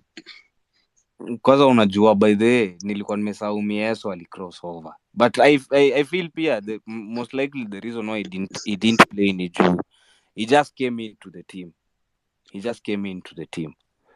Yeah, maybe but anyway I think imebidi umeona polisi imebidi wanajaribu kutafuta new uniform to see if their fortunes can change. Hata make a bet kwa mitandao. Labda wanatafuta ya machampe labda wavae za green. Hata wavae za green. The guys are glory hunting on all fronts. Imebidi hata change uniform. But anyway, I think for this weekend I think Nzoia were the team of the weekend, in my opinion. They surprised everybody. These guys have done their business chini ya maji, got themselves together, and Ulinzi still looking to find a footing. I don't know what's wrong with that team, but for Nzoia, I think it was the team of the weekend. They surprised us all. After what had happened to the team, they deserved the win. And let's see how they build up from there. And if they finish above some of these teams, even after losing the whole team, then we'll ask question marks about the quality of our league. There were complaints that the match in Homa Bay was a bit more, it wasn't that exciting at some point. There's a lot of complaint about quality. We hope that, but what people forgot was they over-expected a lot from that match. This was bound to be a cagey match. 2 teams that have met almost 4 times. So what was expected should have been more of a cagey affair. But the Hupahutie and Shindumuneti move there. Very terrible for such a minute. Defender anapiga karibu hata avunje mwenzake as he missed the ball. But anyway, it was a nice weekend. We look forward to Gameweek 2. I don't know why it's on a Friday, but we'll see how to make the most of it. I'm back to you to allow them. Siendi mahali. I just want to give these others a chance to before come. Kuna kitu. Yes. Munyendo by then ni kama kuwa around. Was he injured ama? Munyendo played the game. Alikuwa number 18. Kwa lineup Simoni, sio ni Boni. Wewe sasa ulikuwa unaangalia lineup gani? Si yenyu bro, kwani ndaangalia lineup ya kina nani kwa? Alicheza. Okay, basi hawa watu wenyewe social media ndo wananipeana. Alicheza. He was only starter from him and Siege, I think. So, but we played a bit defensive sana. Labda ni unajua pia Juma Tom anaweza kuwa bado. Unajua when you're coming to a new job, ukuji tu na It is not a new job. He's been there, man. I know, He but knows as in most of it the is, players. bro. See it. I'm not saying new like it's it is a unfamiliar territory, but to him and the players, now the number of people mmeleta, lazima anze pole pole, unaona. Regardless, I still hold what I was saying at the beginning. It's still for you guys, ingefaa mngekuwa mmefaa muanze na hiyo ushindi, unaona. I mean, the kind of attendance we had deserved a win, man. This, I don't know if, as I said, these players, I don't know if they play for the fans or they play for themselves. Anyway, consistency. Tulisema Kwa hiyo lineup kuna jamaa anaitwa Kweyu Boniface. That is Munyendo. So that is the guy. So anyway, I think for me, I feel the players, the team that was most of the players who sort of have transitioned. If this continues, maybe Nyakaya might be the only survivor in that lineup. The rest might find themselves on the bench for quite some time from the first 11. But now for the goalkeeping, I think the coach has a headache. Maxwell performed well, despite a lot of being put under crazy pressure by Casey sometimes. That defensive partnership was shaky. But Emmanuel will grow into some player. I saw good flashes from Mandela. There's a good team here. It's just about now getting results. And the sooner the better. This idea of waiting until further notice is what we don't want. We want to get running from day one. And this is where Tusker usually gets most of these other teams off. They take off very well. They know how to handle the pressure, and they take advantage of it for some time because nobody pays attention to them. But the attendance was nice. I don't think the figures given gave the correct picture of the whole attendance. In my opinion,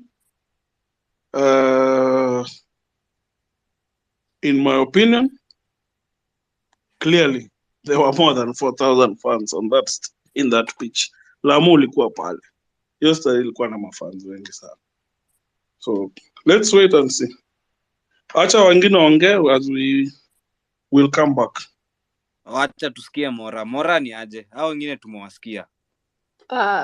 Poa sana. One thing, let everybody know. Fans, the number of fans doesn't literally translate to a team winning. So, but at least sisi wenye tunajua vile game inaendanga. I know also players have their part. Their part, like Mbakaya has said, that do these players know that the fans have turned out to support them so that they can also go with a win home? Yes, that is something that is very possible. Actually, that's why when we go supporting them. But we ought also to know that these same guys we are supporting, kuna siku zenye wana flop and then they don't win. So that aside, Shabana's game, numbers zilikuwa watu walitoka Nairobi, Kajiado, just name it. Like Shabana has fans walikuwa washafika. Why are you laughing?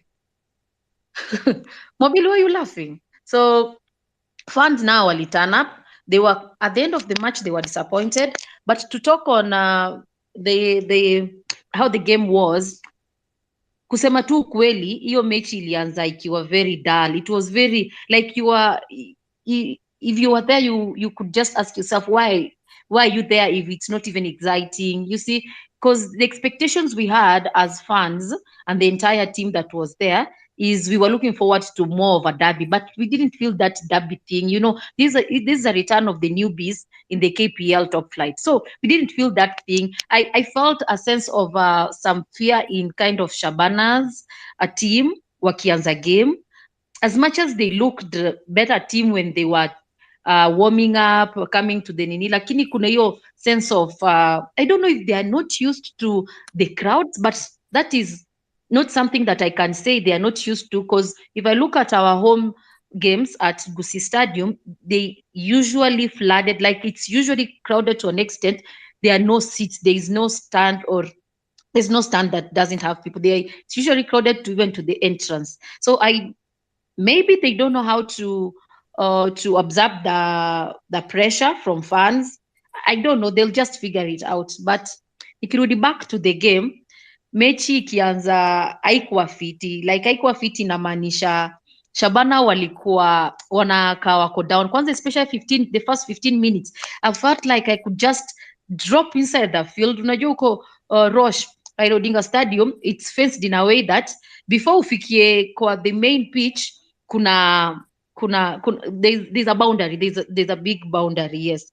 I feel like if I can just jump to the pitch, and I don't know if I don't know to do what, but I felt like they were not gaming. Hawako na game kidogo akina M17 ndio hao wana flop, wanaanguka chini. Midfield haikuwa kabisa. M17, you know, Magare was pushed. He usually plays number 6, but he was pushed back to play as a right back, a position that he first started playing when he was signed to Shabana, but later they realized ni utility player, anaweza cheza position zingine. But from the games nimewatch previous season za NSL wakati walikuwa anacheza, I used to see his impact when he's playing number 6. Like the last game with Kisumu All Stars, or when they were playing in Gusii Stadium, they tried the same thing of pushing him back to play as right back, and then they pushed I think Ogechi was playing as a 6 then. Nikwambie game tuli struggle even scoring goals, but when Magare is playing as a number 6, he has that vision of the pitch that I think at the moment Shabana hawana number 6 na number 8.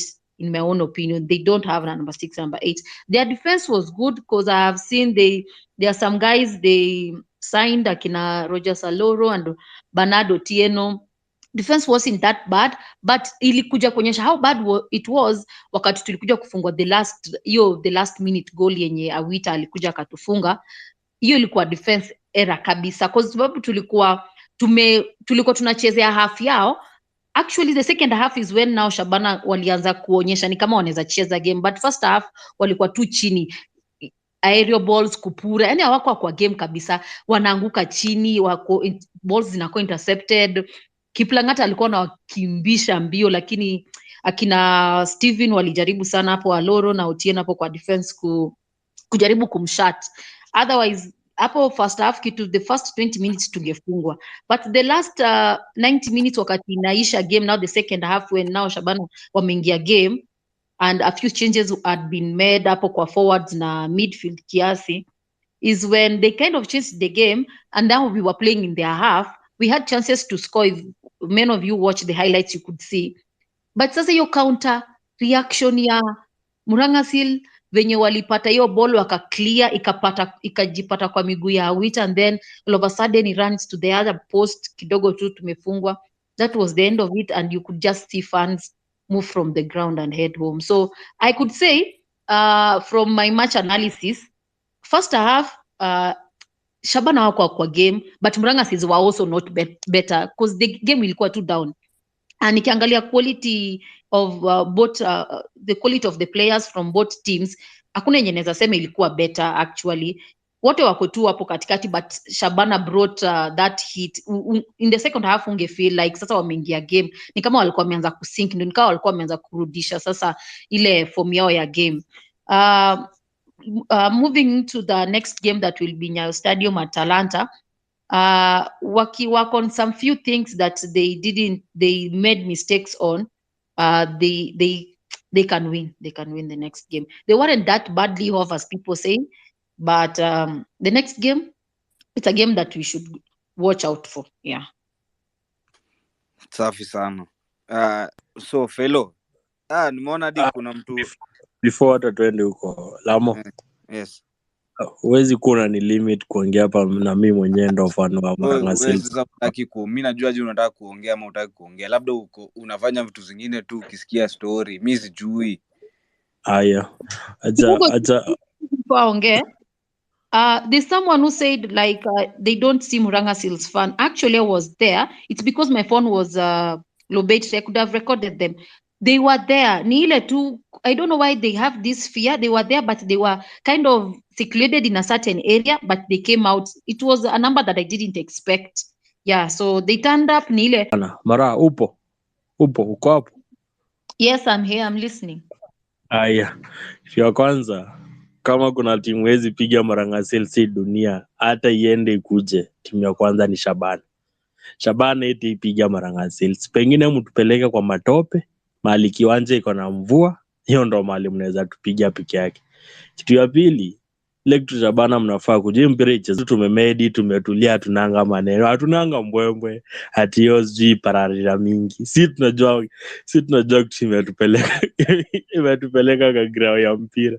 Mimi niliwaambia hapa vizuri, hata mkitupeleka, hata mkituchukua hapa mtupeleke Lokchogi ama Lodwa.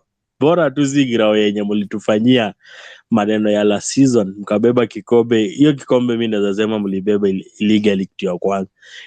Ile tunajaribu kusema, hii mpira Shabana itabidi mjipange. Hii mpira itaki mdomo. Mnadhani ati pia nini mnaenda kupiga Talanta, mtapigwa. Hii mpira, yani point yangu ilikuwa hiyo moja. Tulia medi. Point yangu ni moja. Unless mtupeleke kwa kiwanja yenye mnafagia maji, hamtaipiga Marang'a. Hiyo nayo andika kwa vitabu.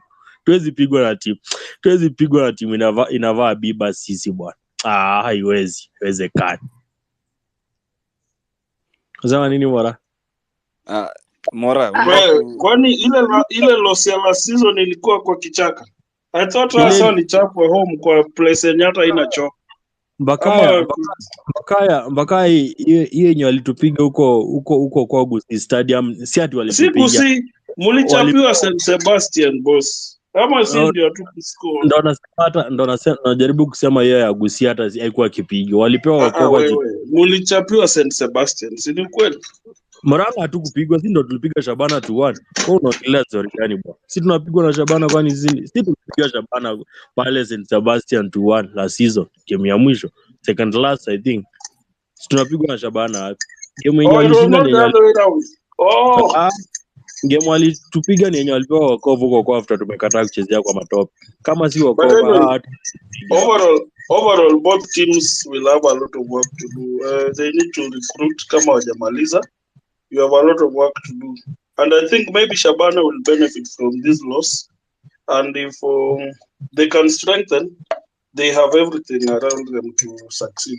For Seals, I think it's their first season. They'll give their best, but I know after 2 seasons they'll go back to relegation.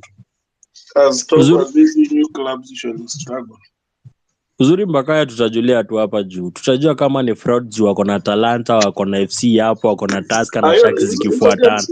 But they'll pick points. They just need to play a bit more defensive. Wasikuwe too enterprising. Wacheze that game kama ya kina Kenyatta. But very soon you might find Kenyatta coaching them. Hebu tusikie watu wengine. Watu wanainua mamkono hapa, mako hapa zinauma. Wacha tusikie Kiplimo wako hapa, mtu wa Shabana. Wacha tusikie ajitetee tafadhali. Anto pole jo, lakini wacha tusikie watu wapya wanasemaje.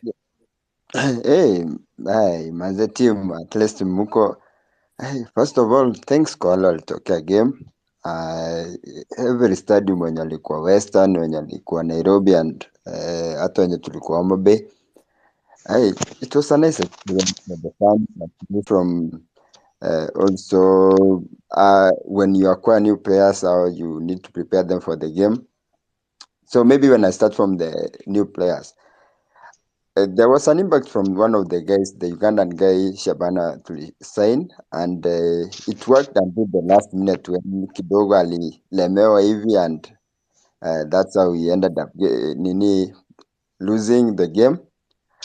But the problem ni hizi pettiness zingine ndio ilituuza, even the side shows hizi zilikuwa in between.